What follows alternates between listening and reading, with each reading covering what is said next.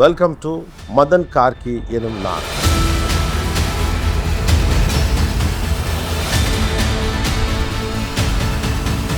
லாங்குவேஜ்ங்கிறது வெறும் இமோஷன் கிடையாது, அது ஒரு மேத்தமேட்டிக்ஸ், அது ஒரு சயின்ஸ் அப்படின்னு சொல்லி அப்படியான ஒரு பார்வையை தொடர்ந்து முன்வைப்பதற்கு என்ன காரணம்? தமிழ்ல எனக்கு ரொம்ப பிடிச்ச விஷயமே அதுல இருக்கிற லாஜிக். லாஜிக் நான் ப இட் ட இம்னு எழுதுனேன்னா தமிழ் படிச்ச எல்லாருமே அதை பட்டம்னு தான் படிப்பாங்க, மாத்தி படிக்க முடியாது. மாத்தி படிக்க முடியாது. ஆங்கிலத்துல அப்படி இல்லை. Do you think that English is overrated? உலகத்தோட நிறைய அறிவு வந்து ஆங்கிலத்துல இருக்கு, அந்த பெரும் அறிவு ஆங்கிலத்துல இருக்கு. அது எல்லாத்தையும் நம்ம கொண்டு வரணும். அதெல்லாம் கொண்டு வந்துட்டு தான் நம்ம இந்த கான்வர்சேஷனுக்குள்ளேயே நம்ம போக முடியும். வொக்காபுலரி பேங்க் மாதிரி ஒன்று பில்ட் பண்றீங்களா? தமிழ் வார்த்தை சொற்களஞ்சியம் அப்படின்னு வச்சுக்கலாம். ஒரு 25,000 சொற்கள்ல இருந்து ஆரம்பிச்சது. இன்னைக்கு அதுல ஒரு 15 லட்சம் சொற்கள் வரைக்கும் இருக்கு இன்னைக்கு.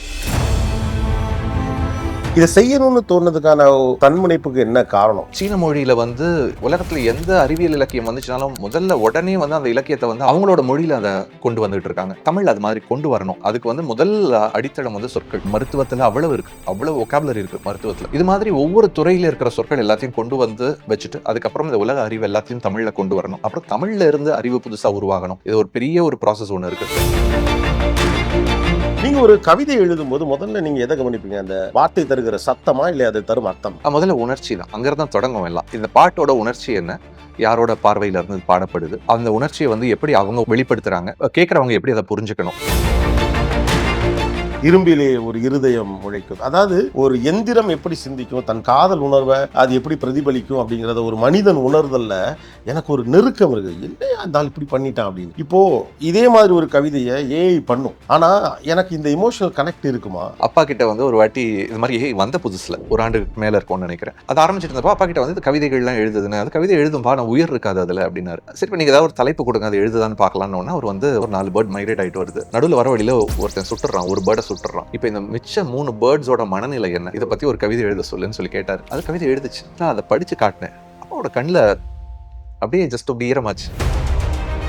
ஃபியூச்சர்ல கேமிங், ஏஐ, மெட்டாவர்ஸ் இதுக்குன்னு ஒரு லாங்குவேஜ் உருவாக வாய்ப்பு இருக்குன்னு நினைக்கிறீங்களா? ஃபுல்லா 0s and 1s பைனரியில கண்டிப்பா உருவாகிறதுக்கான வாய்ப்பு இருக்கு. ஒரு ஃபுல் பாட்டை பாலண்ட்ரோம்ல எழுதிருந்தீங்கல்ல, அதெல்லாம் ஒரு எக்ஸ்பெரிமெண்டலா இல்லை ஒரு எக்ஸைட்மெண்ட்ல இதெல்லாம் பண்ணணும்னு ஆசையில பண்ணதா? இப்போ மேக ராகமே அப்படின்னு சொல்லிட்டு அந்த பாட்டு ஆரம்பிக்கும். மேக ராகமே வைர இரவை தைத்த விதத்தை தேடாதே மேக முகவின்ட்டு முடியும். ஸோ இந்த வைர இரவைன்ற நீங்க திருப்பி படிச்சீங்கனாலும் வைர இரவை வரும். எனக்கு வந்து அஸ்கிலஸ் கப்பாட்டில் தேஜாவு கனவில் தீமூட்டினான்னு ஒன்று வரும். ஒரு பாட்டில் அது தேவைப்பட்டுச்சு. என்னை நோக்கி பாயும் தோட்டால ஒரு பாட்டு எழுதிட்டு இருக்கும்போது தேவைப்பட்டுச்சு. எனக்கு தேஜாவு வேணாம், ஏன்னா அது ரொம்ப அழகான தமிழ் பாடல். எனக்கு ஆங்கில சொற்கள், பிரெஞ்சு சொற்கள் எதுவுமே வேணாம், எனக்கு தமிழ் வேணும்னு. அப்போ தமிழ் அதுக்கான சொல் இல்லை. அப்போ சொல் இல்லைன்னு அதுக்கான சொல்லை உருவாக்கிட்டு அதை அகராதியில் இணைச்சிட்டு அந்த சொல்லை எடுத்து பயன்படுத்தணும். மீன் நிகழ் உணர்வு, மீண்டும் நிகழும் உணர்வு, நிகழ் உணர்வு. இப்போ இப்படியே கூட அதை பயிற்சிக்க நம்ம புரிஞ்சுக்கலாம். வார்த்தை வர காத்திருக்கும் கவிஞன் இல்லையா ஒரு இடம்னா, வார்த்தை தேடி அதை பிடிக்கிற ஒரு கவிஞன், அல்லது இதுக்கு வார்த்தை இல்லை என்று கண்டுபிடிக்கிற ஒரு கவிஞர். அப்போ வந்து இவர் லிரிக் இன்ஜினியர் தான்.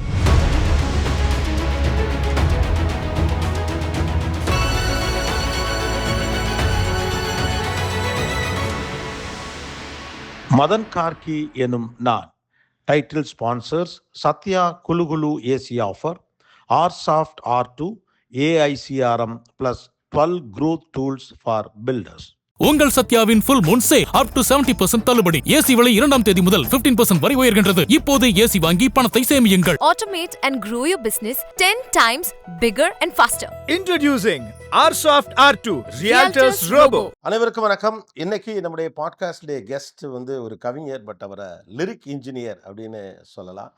அதாவது கவிதை எழுதுவது, வசனம் எழுதுவது, மொழி மீது பற்றோடு இருப்பது என்ற எல்லைகளை தாண்டி புதிய புதிய வார்த்தைகளை உருவாக்குவது, அதை இளைய தலைமுறையிடம் தொழில்நுட்பத்தின் வழியாக கொண்டு போய் சேர்ப்பது, மொழி குறித்த புரிதலில் இன்னைக்கு இருக்கக்கூடிய அறிவியலை இணைக்கிற போது அது எப்படி மாறுங்கிற ரிசர்ச்சில் தொடர்ந்து இருக்கிறது.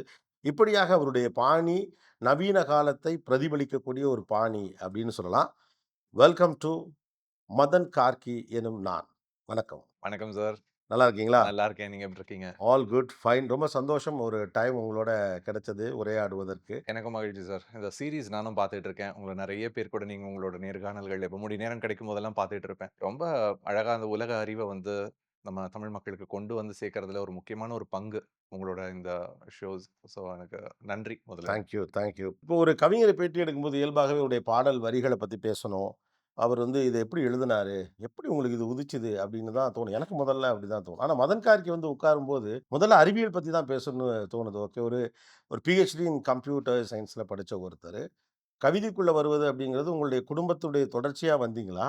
இல்ல அது ஒரு ஆக்சிடென்டல் தானா? இல்ல சார். விபத்தெல்லாம் இல்ல. நான் என்னுடைய பிஹெச்டி படிக்கிற வரைக்கும் நான் நினைக்கல இந்த துறைக்குள்ள வருவேன்னு. பிஹெச்டி படிக்கும்போது ஒரு கான்ஃபரன்ஸ்க்கு போன இடத்துல கம்ப்யூட்டர் நெறைய நேரம் இருந்துச்சு. ஒரு பாட்டு எழுதி பார்க்கலான்னு எழுதி பார்த்தேன். பாட்டு எழுதி இசையமைச்சு பாடி பார்த்தேன். குரல் பிடிக்கல, இசை பிடிக்கல. ஆனா வரிகள் நல்லா இருந்துச்சு. சரி இதையும் ஒரு ஒரு ஒரு பாதையா வச்சுக்கலாம் அப்படின்னு சொல்லிட்டு வச்சுட்டு வந்தேன். எனக்கு ஆசிரியர் பணிக்குள்ள போகணுன்றது தான் முதல் ஆர்வம் இருந்துச்சு. 2வது ஆர்வம் வந்து கதை, வசனம், பாடல்களுக்குள்ள போகலாம் அப்படின்னு. வந்தப்ப எதுவும் முயற்சி பண்ணி எதுவும் கிடைச்சது. அப்படியே அதுக்குள்ள வந்துட்டேன். அண்ணா யூனிவர்சிட்டில வொர்க் பண்ணீங்கல்ல? ஆமா சார். ஒரு 5 ஆண்டுகள். 5 ஆண்டுகள் என்னவா வொர்க் பண்ணீங்க? Assistant professor. கம்ப்யூட்டர் சயன்ஸ் டிபார்ட்மென்ட்ல அங்க மாணவர்களுக்கு கணிப்பொறியியல் சொல்லிக் குடுத்துட்டு இருந்தேன். ஆக்சுவலா அறிவியலும், தொழில்நுட்பமும் மொழியோடு தொடர்புடையது அப்படிங்கிற பேச்ச நெறைய பேர் சொல்லியிருக்காங்க. அத தொடர்ச்சியா பேசுறவர் நீங்க தான்.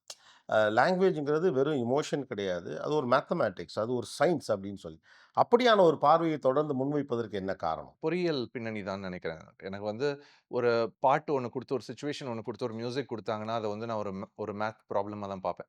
அது இங்கருந்து சிந்தனை வருது, அப்படி யோசிக்கிறது இல்ல. ஒரு மேத்தமேட்டிக்கல் ப்ராப்ளம். ஒரு இசைன்றது வந்து ஒரு ஒரு பிளேஸ் ஹோல்டர் மாரி குடுக்குறாங்க. அதுல தமிழ்ன்றதுல ஒரு பெரிய செட் இருக்கு. செட் ஆஃப் வேர்ட்ஸ் இருக்கு. இந்த ஒரு செட் தியரின்னு சொல்லுவாங்கல்ல. இந்த செட்ல இருக்கிற சொற்கள கொண்டு வந்து இந்த வேர்ட்ஸ் இந்த பிளேஸ் ஹோல்டர்ஸ்ல அரேஞ்ச் பண்றது என்னோட வேல. அதுக்கு நெறைய கன்ஸ்ட்ரெயின்ட்ஸ் சொல்லுவாங்க. ஆப்டிமைசேஷன் தியரில அதுல நெறைய கன்ஸ்ட்ரெயின்ட்ஸ் இருக்கும். இது வந்து என்ன இருக்கணும்னா, உதட்டசைவுக்கு பொருந்தணும். அவங்களோட ஆட்டத்துக்கு பொருந்தணும். இல்ல வந்து இது வந்து இந்த சூழலுக்கு பொருந்துற மாரியான சொற்கள நம்ம கொண்டு வரணும். என்ன மாரியான உவமைகள் பயன்படுத்தலாம். உவமைன்றதையே எப்படி வந்து நம்ம ஒரு ஒரு கணிதத்தோட பார்வையில எப்படி உவமைகள பார்க்கலாம். இது மாதிரியான தேடல் ஆரம்பிச்சது. ஒரு மென்பொருள் எழுதுறதுக்கு வந்து சாஃப்ட்வேர் இன்ஜினியரிங்ன்னு ஒரு துறை இருக்கு.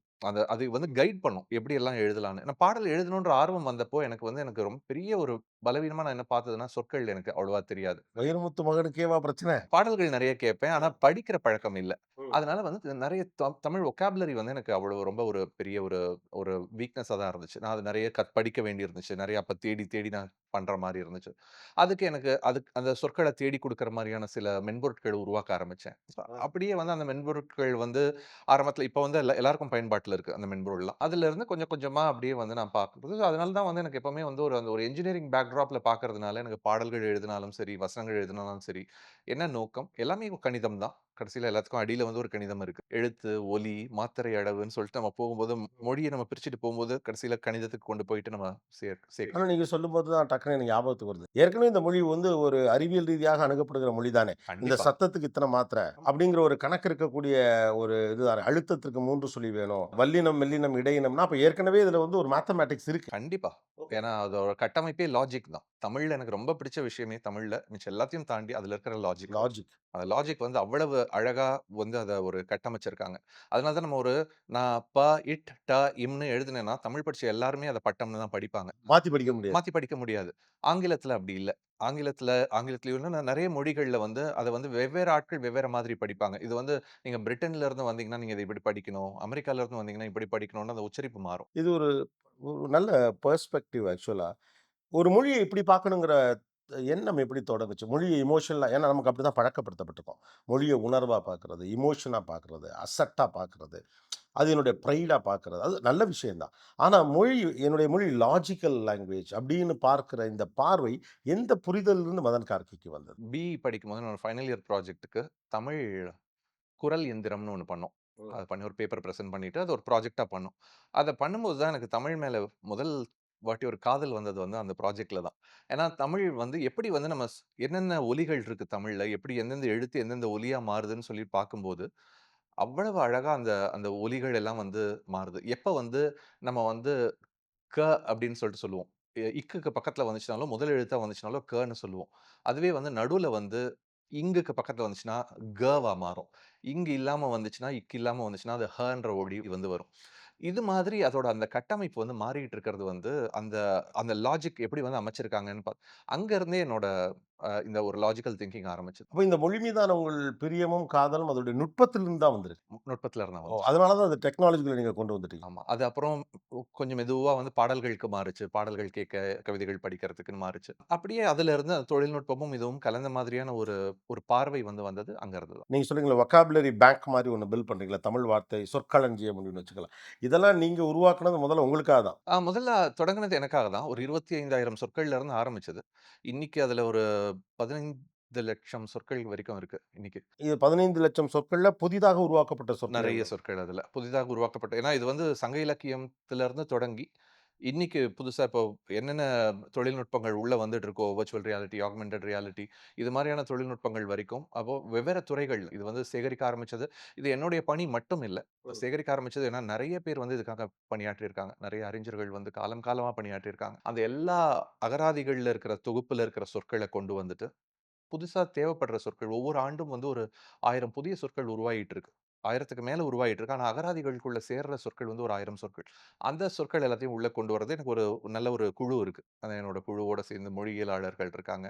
அவங்க கூட சேர்ந்து இந்த சொற்கள் எல்லாத்தையும் உள்ள கொண்டு வந்துட்டு இருக்கோம். தமிழ்நாடு அரசோட இணைஞ்சும் சொற்குவை அப்படின்ற ஒரு திட்டம் ஒண்ணு பண்ணிட்டு இருக்கோம். அந்த திட்டத்திலயும் வந்து அறிஞர்களும், எங்களோட குழுவுல இருக்கிறவங்களும் நாங்க புதிய சொற்கள வந்து ஒவ்வொரு வாரமும் புதிய சொற்கள் உள்ள அதுல சேர்த்துட்டு இருக்கோம். இத செய்யணும்னு தோணுனதுக்கான தன்முனைப்புக்கு என்ன காரணம்? மேபி அடிப்படையா நீங்க சொல்லப்படுறது மாரி அடுத்தடுத்த ஜெனரேஷன்ஸ் தமிழ சரியா பேசுறதில்லங்கிற பயமா? இல்ல ஒரு டெக்னாலஜி இருக்கிறதுனால இன்னும் ஒரு 50 வருஷம் கழிச்சு ஒரு நல்ல கவிதைய ஒருத்தன் தமிழ் கவிதைய படிக்கிறதுக்கு ஒரு டிரான்ஸ்லேட்டர தேடுவான். அப்படிங்கிற அளவுக்கு ஏதாவது யோசனை வந்துருச்சா? தமிழ் சொல்லிக் குடுக்கணுன்றதுல முதல்ல இருந்தே வந்து அத நோக்கி தான் என்னுடைய ஆய்வகம் வந்து நான் அமைச்சதுக்கான காரணம் அதுதான். நீங்க சொன்னதுல நெறைய காரணங்கள் இருக்கு. ஏன்னா, இப்போ ஒரு வெளி மாநிலங்களுக்கு நான் போகும்போது, அங்க நம்ம எங்கேயாவது நம்ம நகர்ந்துகிட்டு இருக்கும்போது, ஒரு தொடர் ஒண்ணு பேசுறாங்கன்னா, அந்த தொடர்ல வந்து ஒரு 4ல இருந்து 5 சொற்கள் ஆங்கிலத்துல இருக்கும். அவங்களோட தாய்மொழியில அவங்க பேசினாலும் நம்மளால புரிஞ்சுக்க முடியும். ஏன்னா, அந்த சொற்கள்லாம் ஆங்கிலத்துல அங்கங்க ஆங்கிலம் இருக்கிறதுனால. ஜப்பான் போம்போது என்னால அத பார்க்க முடியல. குழந்தைகள் பார்க்கும்போது பள்ளியிலருந்து வரும்போதும், ஒரு சொல் ஆங்கில சொல் இல்லாம அவங்க பேசுறாங்க. சீன மொழியில வந்து உலகத்துல எந்த அறிவியல் இலக்கியம் வந்துச்சுனாலும், முதல்ல உடனே வந்து அந்த இலக்கியத்த வந்து அவங்களோட மொழியில, ஜப்பான்லயும் ஆகட்டும், சைனாலயும் ஆகட்டும், அவங்களோட மொழியில அத கொண்டு வந்துட்டு இருக்காங்க. தமிழ்ல அது மாரி கொண்டு வரணும். அதான் அதுக்கு வந்து முதல் அடித்தளம் வந்து சொற்கள். எல்லாம் நம்ம மருத்துவத்துல அவ்வளவு இருக்கு. அவ்வளவு வொக்காபுலரி இருக்கு மருத்துவத்துல. இது மாதிரி ஒவ்வொரு துறையில இருக்கிற சொற்கள் எல்லாத்தையும் கொண்டு வந்து வச்சுட்டு, அதுக்கப்புறம் இந்த உலக அறிவு எல்லாத்தையும் தமிழ்ல கொண்டு வரணும். அப்புறம் தமிழ்ல இருந்து அறிவு புதுசா உருவாகணும். இது ஒரு பெரிய ஒரு ப்ராசஸ் ஒண்ணு இருக்கு. அதுல நெறைய பேர் வேலை பார்த்துட்டு இருக்காங்க. நாங்களும் என்னோட குழுவும் சேர்ந்தும் அதுக்கு கான்ட்ரிபியூட் பண்ணிட்டுருக்கோம். இப்ப என்னன்னா ஒரு மொழி வளரணும் அப்படின்னா, அத மற்றவர்கள் பேசணும் அப்படின்னு ஒரு கருத்தியல் உண்டு. எந்த சமூகம் அறிவியல்ல வளருதோ, அவனுடைய மொழி இயல்பாவே வளரும். ஏன்னா, அதற்கான வார்த்தைகள் அவங்கிட்ட தான் இருக்கும். நம்ம அத மொழிபெயர்ப்பு தான் செஞ்சுக்கிட்டே இருப்போம். இப்ப நீங்க சொன்ன 3வது கட்டம் ரொம்ப முக்கியமானதா படுது. அதாவது முதல்ல உலக அறிவு எல்லாவற்றையும் தமிழ் வார்த்தைகள் வழியாக அத பேசுறது. அடுத்து தமிழிலிருந்தே அதை உருவாக்குது. இது என்ன நல்விளைவை உண்டாக்கும்னு நீங்க நினைக்கிறீங்க? நான் பிஹெச்டி பண்ணிட்டு இருக்கும்போது என்னோட அட்வைசர் இருந்தாங்க. மரியா அர்லவுஸ்கான்னு. அவங்க வந்து போலிஷ் அவங்க. அவங்க வந்து மேத்தமேட்டிக்ஸ்ல எனக்கு வேர்ல்டோட பெஸ்ட் பேப்பர்ஸ்லாம் ரஷ்யன்ல இருக்குன்றதுனால நான் ரஷ்யன் படிச்சேன்னாங்க. அவங்க அப்படியா? ரஷ்யன் கத்துக்கிட்டு, அந்த மொழிய கத்துக்கிட்டு, அவங்க வந்து அ மேத்ஸ்க்காக அவங்க அந்த மொழி கத்துக்கிட்டாங்க. இதுதான் வந்து ஒரு ஒரு காரணங்கள் தான். எல்லாருக்குமே காரணம் தேவைப்படுது. ஏன் வந்து நம்ம இன்னொரு ஒரு மொழிய கத்துக்கணும் அப்படின்னு. முதல்ல நம்ம எல்லாரும் தாய்மொழி பேசணும். முதல்ல வந்து ஒரு தாய்மொழியிலிருந்து அறிவுன்றது வந்து ஒலிகள தாண்டி, அந்த மொழின்றது வந்து நமக்கு நெறைய விஷயங்கள பண்ணுது. அந்த ஒரு ஒரு மண்ண பாதுகாக்கிறதுக்காக, இந்த இயற்கைய பாதுகாக்கிறதுக்கான நெறைய இது வந்து நம்மளோட மொழியில இருக்கு. அண்மையில வந்து டார்வின் போயிருந்தேன். ஆஸ்திரேலியால இருக்கிற டார்வின் நார்தர்ன் டெரிட்டரில கக்காடூன்னு சொல்லிட்டு அங்க இருக்கிற ஒரு காடுகளுக்குள்ள போய், அங்க இருக்க பழங்குடியினர் கூட போய் பேசிட்டு இருந்தேன். 15 நாட்கள், 10 நாட்கள் அங்க இருந்தேன். அங்க இருக்கும்போது நெறைய கத்துக்கிட்டேன் மொழிய பத்தி. அவங்க ஒரு 30,000 ஆண்டுகளா அந்த மொழிய பேசிட்டு இருக்காங்க. எழுத்து வடிவம் இல்ல. அவங்களுக்கு கடவுள் நம்பிக்கை இல்ல. அவங்களுக்கு யாரும் நிலம் ஓன் பண்ண மாட்டாங்க. நாங்க நிலத்த ஓன் பண்ண மாட்டோம். நிலம் தான் எங்கள ஓன் பண்ணுதுன்னு சொல்ற அந்த ஒரு அ அவங்களுக்கு எல்லா அறிவும் மொழி வழியா தான் வந்திருக்கு. ம். மொழி வழியா அப்படியே கடத்திக்கிட்டு வந்திருக்காங்க. காலம் காலமா வந்து பாட்டு மூலமா, சொல்றது மூலமா கொண்டு வந்திருக்காங்க. அது என்ன அறிவுனா, எப்படி வந்து இந்த உயிரினத்த பாதுகாக்கணும்? எப்படி இந்த நிலத்த வந்து பெரிய நெருப்புல இருந்து அழியாம பாதுகாக்கணும்? முதலைகள் வந்து அது அழிஞ்சு போகாம இருக்கிறதுக்கு நம்ம என்ன பண்ணணும்? எப்படி வந்து யார் வந்து எந்த முதலைகள் இவங்கலாம் முதலைகள் சாப்பிடலாம், இவங்கலாம் சாப்பிடக்கூடாது. அப்புறம் எப்படி அந்த டர்ன் மாறும்? இன்னொரு வந்து அவங்களுக்கு ஒரு 400, 500 மொழிகள் இருக்கு அவங்களுக்கு. சின்ன சின்ன வேரியேஷன்ஸோட டயலெக்ட்டோட. அவங்களுக்கு வந்து முதல் கண்டிஷன் திருமணம் பண்ணிக்கணும்னா, உங்களோட மொழி பேசுற ஒருத்தங்கள நீங்க திருமணம் செஞ்சுக்க கூடாது. ஆ. அத மீறி பண்ணா அதுக்கு தண்டனை. உங்களோட மொழிக்குள்ளேயே நீங்க யாரையாவது ஏன்னா, அந்த மொழி பரவணும். அந்த அறிவு வந்து பரவணும். ஒரு மொழியிலிருந்து இன்னொரு நிலத்துக்கு வந்து மொழி பரவணும்ன்றது வந்து, அங்க அது வந்து ஒரு கட்டுப்பாடாவே வச்சிருக்காங்க. இது வந்து ஒரு டிஸ்ட்ரிபியூட்டட் நெட்வொர்க்கிங்னு சொல்லுவாங்க கம்ப்யூட்டர் சயின்ஸ்ல பேசும்போது. ஒரு இடத்துல எல்லாத்தையும் வைக்காம அப்படியே அறிவ வந்து டிஸ்ட்ரிபியூட் பண்ணி வைக்கிறது. அது நேச்சுரலா அவங்க வந்து அவங்களோட அந்த நாலெட்ஜ் பேஸ் வந்து ஒரு மொழி வந்து ஜஸ்ட் ஒலிகளோ, கவிதைகளோ அதுல இருக்கிற வந்து அந்த இத தாண்டி அது வந்து இந்த ஒரு மண்ண வந்து பாதுகாக்கிறதுக்கான ஒரு முக்கியமான ஒரு விஷயமா பார்க்குறேன். Do you think that English is overrated? ஏன்னா சில நேரங்கள்ல எனக்கு தோணும். இப்ப உலகத்தின் வந்து பெரும் அ தொழில்நுட்ப ரீதியா வளர்ந்திருக்கக்கூடிய தேசங்கள். இப்ப ஏசியாக்குள்ள எடுத்தீங்கன்னா, சைனாவ எடுத்துக்கலாம், ஜப்பான் எடுத்துக்கலாம், தாய்வான் எடுத்துக்கலாம். இப்ப அந்த பக்கம் போனீங்கன்னா, ஜெர்மன் எடுத்துக்கலாம்.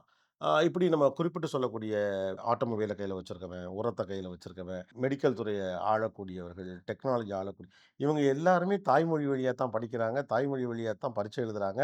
அவங்க மொழி அவங்களுக்கு ஒரு பிரச்சனையாக இல்ல. ஆனா வந்து பெரும்பாலான விஷயங்கள் ஆங்கிலத்தில இருக்கிற காரணத்தினால நம்ம இங்கிலீஷ்ல தான் படிக்கணும் அப்படின்னு சொல்லப்பட்ட ஒரு காலம் உண்டு. பட் இப்பவும் அந்த நிலையில தான் நம்ம இருக்கமா? இல்ல, இல்ல அந்த நம்பிக்கையிலேயே நம்ம போயிட்டு இருக்கோம்னு நினைக்கிறீங்களா? உலக அறிவு வந்து நமக்கு வந்து அரசியல் காரணங்கள் தான். முக்கியமா வந்து ஆங்கிலம்ன்றது இங்க உள்ள வந்ததுக்கு காரணம் வந்து அரசியல் தான். வேற நாட்டவர்கள் வந்து இங்க ஆண்டிருந்தா, அது வேற மொழி வந்து பரவியிருக்கும். ஆனா உலகத்தோட நெறைய அறிவு வந்து ஆங்கிலத்தில இருக்கு. ம். அந்த பெரும் அறிவு ஆங்கிலத்தில இருக்கு. நீங்க வந்து இப்ப சொல்லிட்டு இருந்தேன் இல்லையா? மெடிசின்னு இப்ப எடுத்துக்கிட்டோம்னா, மெடிசின்ல வந்து நம்மளோட ஒரு அ க இமை இமை மட்டும் எடுத்துக்கிட்டோம்னா, இமைய பத்தி மட்டும் ஒரு 2000 பக்கத்தில நூல்கள் இருக்கு. அந்த 2000 பக்கம் நூல்கள் தமிழ்ல இல்ல. அதுல இருக்கிற வொக்காபுலரி தமிழ்ல இல்ல. அது எல்லாத்தையும் நம்ம கொண்டு வரணும். அதெல்லாம் கொண்டு வந்துட்டு தான் நம்ம இந்த கான்வர்சேஷன்குள்ளேயே நம்ம போக முடியும். ஒரு லாங்குவேஜா இங்கிலீஷ் வந்து ரொம்ப கடினமான ஒரு மொழி. அத கத்துக்கிறதுக்கு. ஆனா நம்ம அத வந்து ஃபோர்ஸ் பண்ணி, நம்ம அத இது பண்ணிட்டு நம்ம அத கத்துக் குடுக்க ஆரம்பிச்சுட்டோம் அவங்களுக்கு.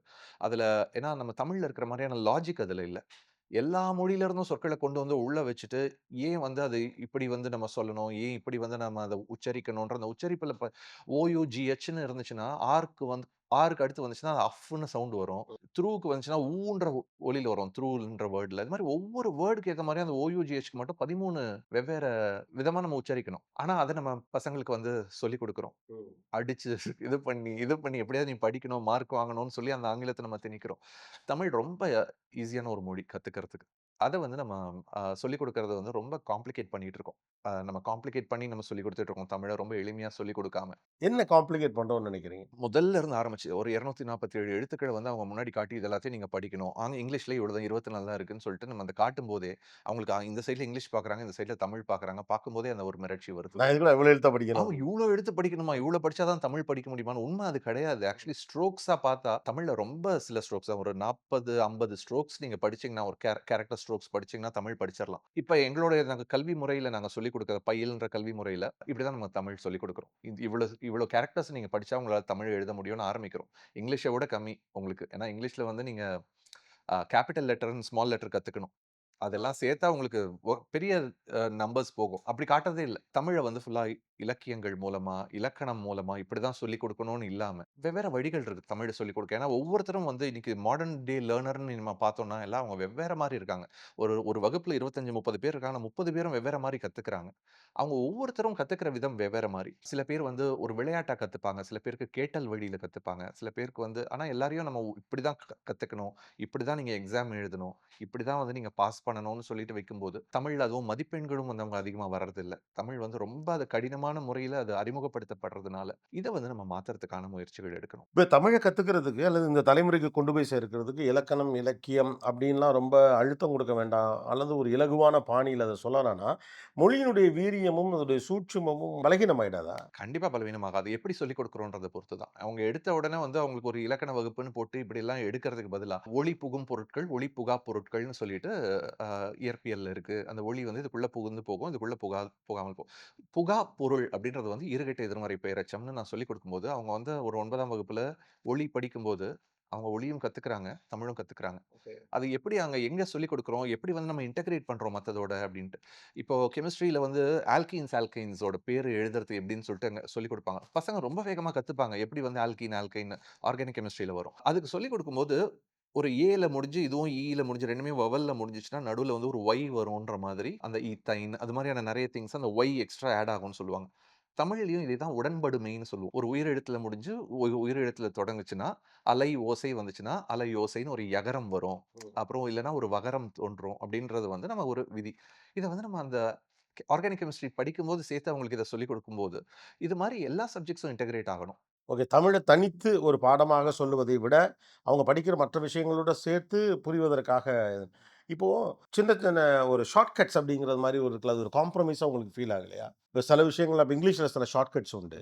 அத வந்து அவங்க காம்ப்ரமைஸா அவங்க எடுத்துக்கிட்டது இல்ல. ப்ராபப்ளி அந்த தாட் ப்ராசஸே மொழி வந்து பல இடங்களுக்கு கடந்து போகணுங்கிறப்ப அதுக்குள்ள வந்துரலாம். ஷார்ட் கட்ஸ காம்ப்ரமைஸா பார்க்கறது சரியா? தப்பா? விதிகள் இருக்கும்போது நம்ம அத சொல்லிக் குடுத்துறலாம். 3 சுழி இப்ப டகரம் வருதுன்னா, அதுக்கு முன்னாடி 3 சுழின்னு தான் வரும். ரகரம் வருதுன்னா 2 சுழி தான் வரும். இப்படி வந்து இதெல்லாம் வந்து லாஜிக் தான். இத நம்ம சொல்லிக் குடுத்துறலாம். இத தாண்டி சில விஷயங்கள் வந்து எப்ப வந்து நமக்கு 3 சுழினா வரும், 2 சுழினா வரும்ன்றது வந்து அவங்களுக்கு வொக்காபுலரி பிராக்டிஸ் தான். ஆ.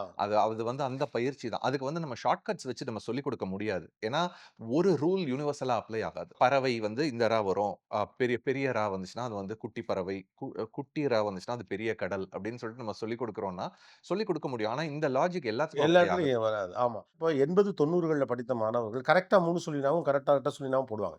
ஏன் அவங்க 3 சொல்லினா போடுறான்? ஏன் அங்க 2 சொல்லினா போடுறான்னு அவனுக்கு தெரியாது. ஆனா அவன் கரெக்ட்டா போடுவான். அப்ப தொடர்ச்சியாக எழுதுறது வார்த்தைகள பழக்கத்தின் வழியா தான் கொண்டு வர முடியும் ஆமா. அப்படிங்கிறது. நீங்க ஒரு கவிதை எழுதும்போது முதல்ல நீங்க எத கவனிப்பீங்க? அந்த வார்த்தை தருகிற சத்தமா? இல்ல அது தரும் அர்த்தமா? முதல்ல உணர்ச்சி தான். ஆ. அதுதான் அங்கருந்து தான் தொடங்கும் எல்லாம். இந்த பாட்டோட உணர்ச்சி என்ன? யாரோட பார்வையில இருந்து இது பாடப்படுது? அந்த உணர்ச்சிய வந்து எப்படி அவங்க வெளிப்படுத்துறாங்க? கேட்கிறவங்க எப்படி அத புரிஞ்சுக்கணும்? இது 2ம் அந்த இதுல இருந்து அங்கருந்து தான் தொடங்கும். அதுக்கப்புறம் எங்கருந்து என்ன மாரியான சொற்கள் பயன்படுத்தலாம்? அந்த உணர்ச்சிய எப்படி அழகுபடுத்தலாம்? இல்ல எப்படி அந்த உணர்ச்சிய அழகுபடுத்தக் கூடாதா?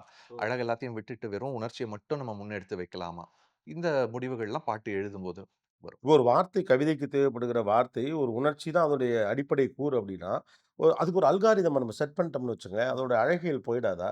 அல்காரிதம்னு ஒண்ணு இல்ல. நமக்கு வந்து அந்த ஒரு உணர்ச்சிகள்ல இருந்து நம்ம ஆரம்பிக்கிறோம். நம்ம அதிலிருந்து நம்ம தேட ஆரம்பிக்கிறோம். இப்படிதான் பண்ணணும் அப்படின்னு எதுவுமே இல்ல. இதுதான் வழி. இப்படிதான் பண்ணணும்ன்ட்டு. ஒவ்வொருத்தரோட ஸ்ட்ராட்டஜி வெவ்வேற மாரி இருக்கும். இப்ப இசை எடுக்கும்போது நான் நெறைய பேர்கிட்ட கேட்பேன். இப்படி ஒரு பாட்டு போடும்போது நீங்க எப்படி ஆரம்பிப்பீங்க? இசைய எப்படி நீங்க தொடங்குவீங்கன்னு சில பேர்கிட்ட கேட்பேன். ராஜீவ் மேனன் வந்து அவர்கிட்ட பேசிட்டு இருக்கும்போது அவரு ஒண்ணு சொன்னாரு. எப்பவுமே வந்து அந்த உணர்ச்சி தான். இந்த சில சில ராகங்களுக்கு வந்து இந்த மாரியான உணர்ச்சிக்கு இந்த ராகம்னு இருக்கு. நான் அந்த ராகத்த தான் முதல்ல நினைப்பேன். அங்கருந்து தொடங்குவேன்னுவாரு. மரகதமணி அவர்கள் கிட்ட கேட்கும்போது அவர் வந்து சொன்னாரு, நான் அந்த இயக்குனர வந்து இந்த பாட்ட ஒரே ஒரு டயலாகா நீ சொன்னேன்னா எப்படி சொல்லுவேன்னு கேட்டு, அந்த டயலாக சொல்லுவேன். அந்த டயலாக் அப்படியே கீழ இறங்கிக்கிட்டு போற மாரி இருந்துச்சுன்னா, என்னோட மியூசிக்கும் அதே மாரி போகும். அந்த அந்த டயலாக்ல இருந்து அந்த கிராஃப வந்து ஸோ நான் அந்த எடுப்பேன். கர்வ் தான். அந்த கர்வ் நான் எடுப்பேன்னுவாரு. ஒரே இசை தான். ஒவ்வொருத்தங்களும் பார்க்கிற விதம் வந்து மாறும். அதே மாரி பாடல் வரிகளும் அதே மாரி தான். இதுதான் சரி, இது தவறு அப்டின்னா எதுவுமே இல்ல. இன்னைக்கு மெஷின்ஸ் எழுத ஆரம்பிச்சுருச்சு. ஏஐ எழுத ஆரம்பிச்சுருச்சு.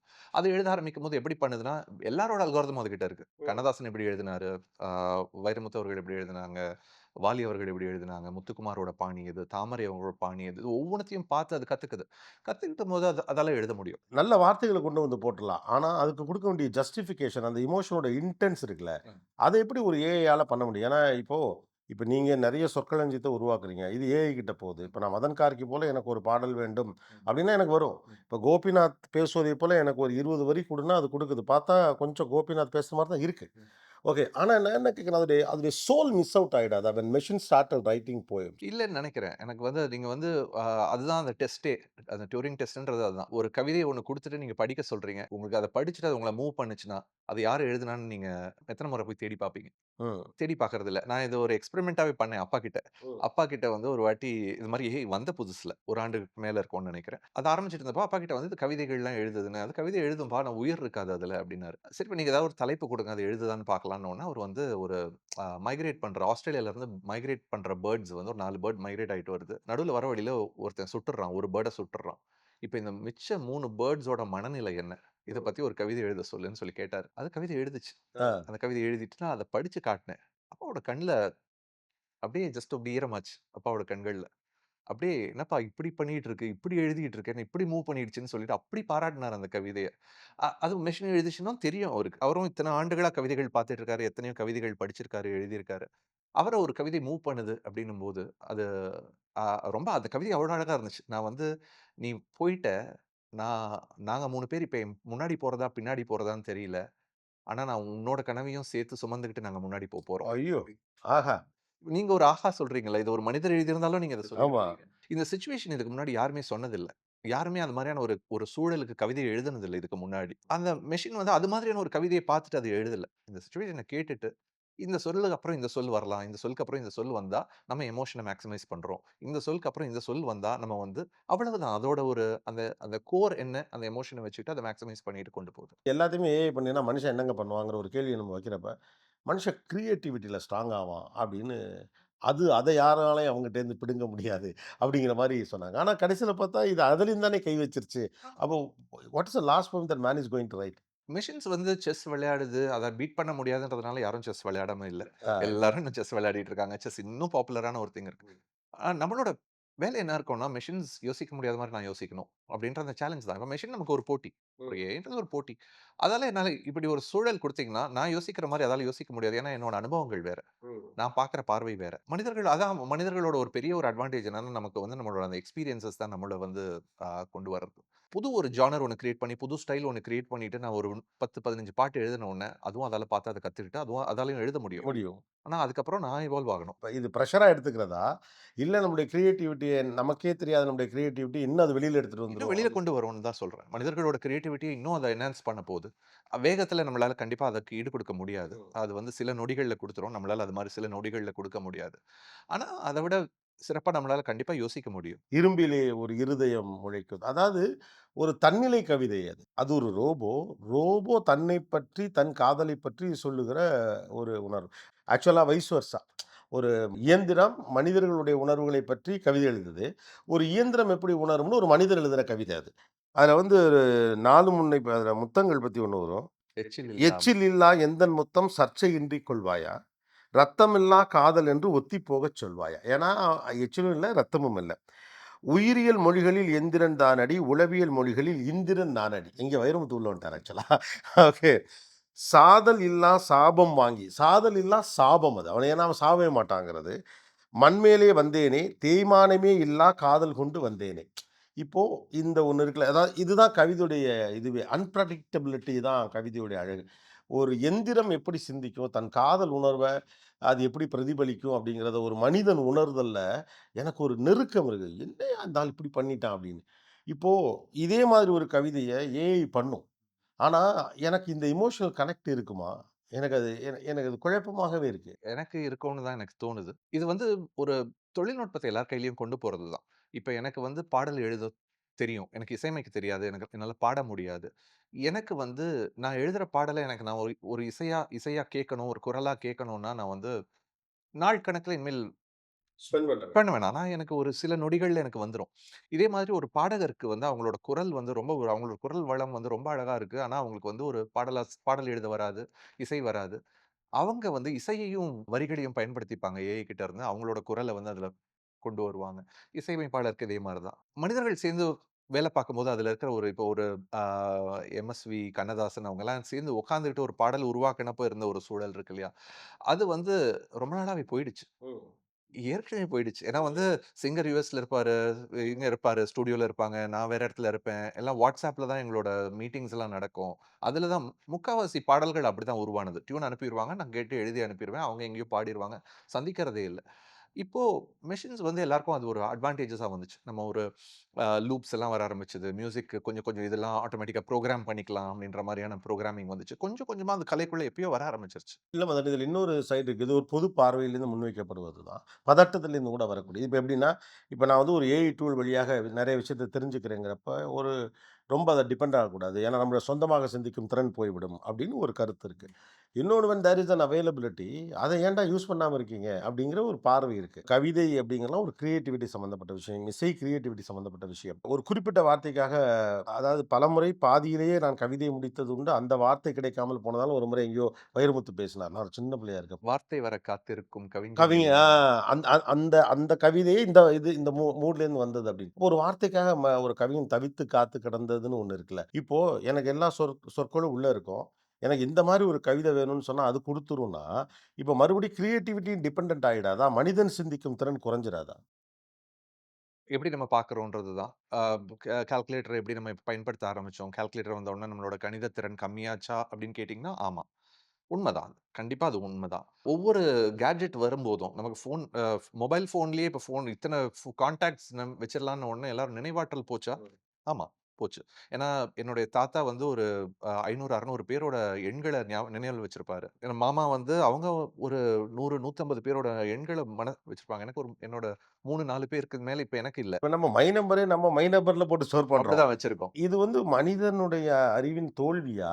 இல்ல எவல்யூஷன்ல இந்த இந்த ப்ராக்ரஸா தான் பார்க்கணுமா? இதெல்லாம் ஞாபகம் வச்சுக்க வேண்டியதில்ல நான். இப்ப நான் ஒரு ஜென்ஸிட்ட போய் கேட்டா, "would you have to remember all the numbers" அப்படின்னு கேட்கறாங்க. பொதுவா எப்படி பார்க்குறாங்க அப்படின்னு சொன்னா, "என்ன இதுங்க இப்படி பேசுதுங்க?" அப்படின்னு சொல்றாங்க. பட் நம்ம அத ஆழ்ந்து கவனிக்கிறப்ப, அவன் உலகத்துல அது அவனுக்கு எப்ப வேணாலும் அவன் தெரிஞ்சுக்க முடியுங்கிறப்ப, அவன் ஏன் அத ஞாபகத்துல வச்சுக்கணும்? நான் ஞாபகம் வைத்துக் கொள்ள வேறு விஷயங்கள் இருக்குன்னு அவன் நினைக்கிறான். நீங்க எந்த பக்கம் நிக்கிறீங்க இதுல? இத புரிஞ்சுக்கணும் முதல்ல. இந்த டெக்னாலஜிய புரிஞ்சுக்கணும். இத பயன்படுத்த ஆரம்பிக்கணும் எல்லாம். கல்விக்கு இது பெரிய ஒரு மாறுதல கொண்டு வரப்போது. கல்விக்குள்ள ஆர்டிபிஷியல் இன்டெலிஜென்ஸ் வரப்போது. உலகமெல்லாம் வரப்போது. இப்பவே ஆரம்பிச்சுருச்சு ஃபுல்லா. பள்ளிகளுக்குள்ள ஆரம்பிச்சுருச்சு. எப்படி முறையா பயன்படுத்தணும்? என்னோட சொந்த கருத்து எது? எது வந்து ஏஐ சொன்னதுன்றத உண்மைய மாணவர்கள் சொல்லணும். அத அவங்கள சொல்ல வைக்கணும் முதல்ல. வகுப்புகளே மாறணும். எனக்கு அது ஒரு நம்ம பள்ளிகள் போகும்போது நான் பேசிட்டு இருக்கிறது எப்படின்னா, வழக்கமா இருக்கிற பள்ளிகள்ல வந்து கிளாஸ் ரூம்ல லெக்சர் எடுப்பாங்க. வீட்ல போய் ஹோம் ஒர்க் பண்ணுவாங்க. இப்ப அத அப்படியே ரிவர்ஸ் பண்ணிட்டு, வீட்ல போயிட்டு நீங்க எல்லாம் வீடியோ எல்லாம் பார்த்துட்டு வாங்க. இந்த கிளாஸ பத்தி. கிளாஸ்ல வந்து ஹோம் ஒர்க் பண்ணுங்க. அப்ப பண்ணும்போது கேட்ஜெட்ஸ் எதுவும் இல்ல. கேட்ஜெட்ஸ் இல்லாம நீங்க பண்ணும்போது, அவங்களோட சிந்தித்தல் திறன வந்து வளர்க்கறதுக்கான ஒரு பெரிய ஒரு வழி வந்து பள்ளிகள்ல வந்து அப்படி வரப்போது.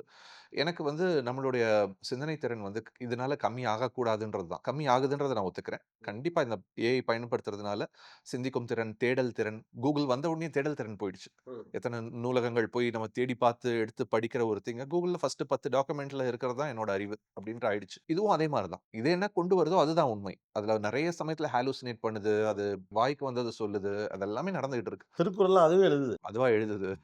ஏதாவது ஒண்ணு கேட்டா அது ஒரு இல்லன்னு சொல்ல அதாவது தெரியாது. ஆமாமா. அதுக்கு இல்லைன்னு சொல்ல இல்லன்னு தெரியாது. சொல்ல தெரியாது. ஸோ இது வந்து ஒரு மாணவர்கள் வந்து நம்ம கொண்டு போம்போது, இது அவங்களுக்கு இதோட ப்ரோஸ் அண்ட் கான்ஸ் 2த்தையுமே சொல்லி நம்ம கூட்டிட்டு போணும். எப்படி வந்து ஒரு கோவிட் வைரஸ் மாரி ஒண்ணு வந்து உலகம் ஃபுல்லா எல்லாம் வீட்டுக்குள்ள இருந்தோமோ, அதே மாதிரி இன்னும் ஓரிரு ஆண்டுகள்ல ஒரு பெரிய ஒரு வைரஸ், ஒரே ஒரு வைரஸ் போதும். வேர்ல்ட வந்து ஃபுல்லா முடக்குறதுக்கு. இந்த மெஷின்ஸ் வந்து டேக் ஓவர் பண்ணிக்கிறதுக்கோ, இல்ல இது எல்லாத்தையும் ஷட் டவுன் பண்றதுக்கோ.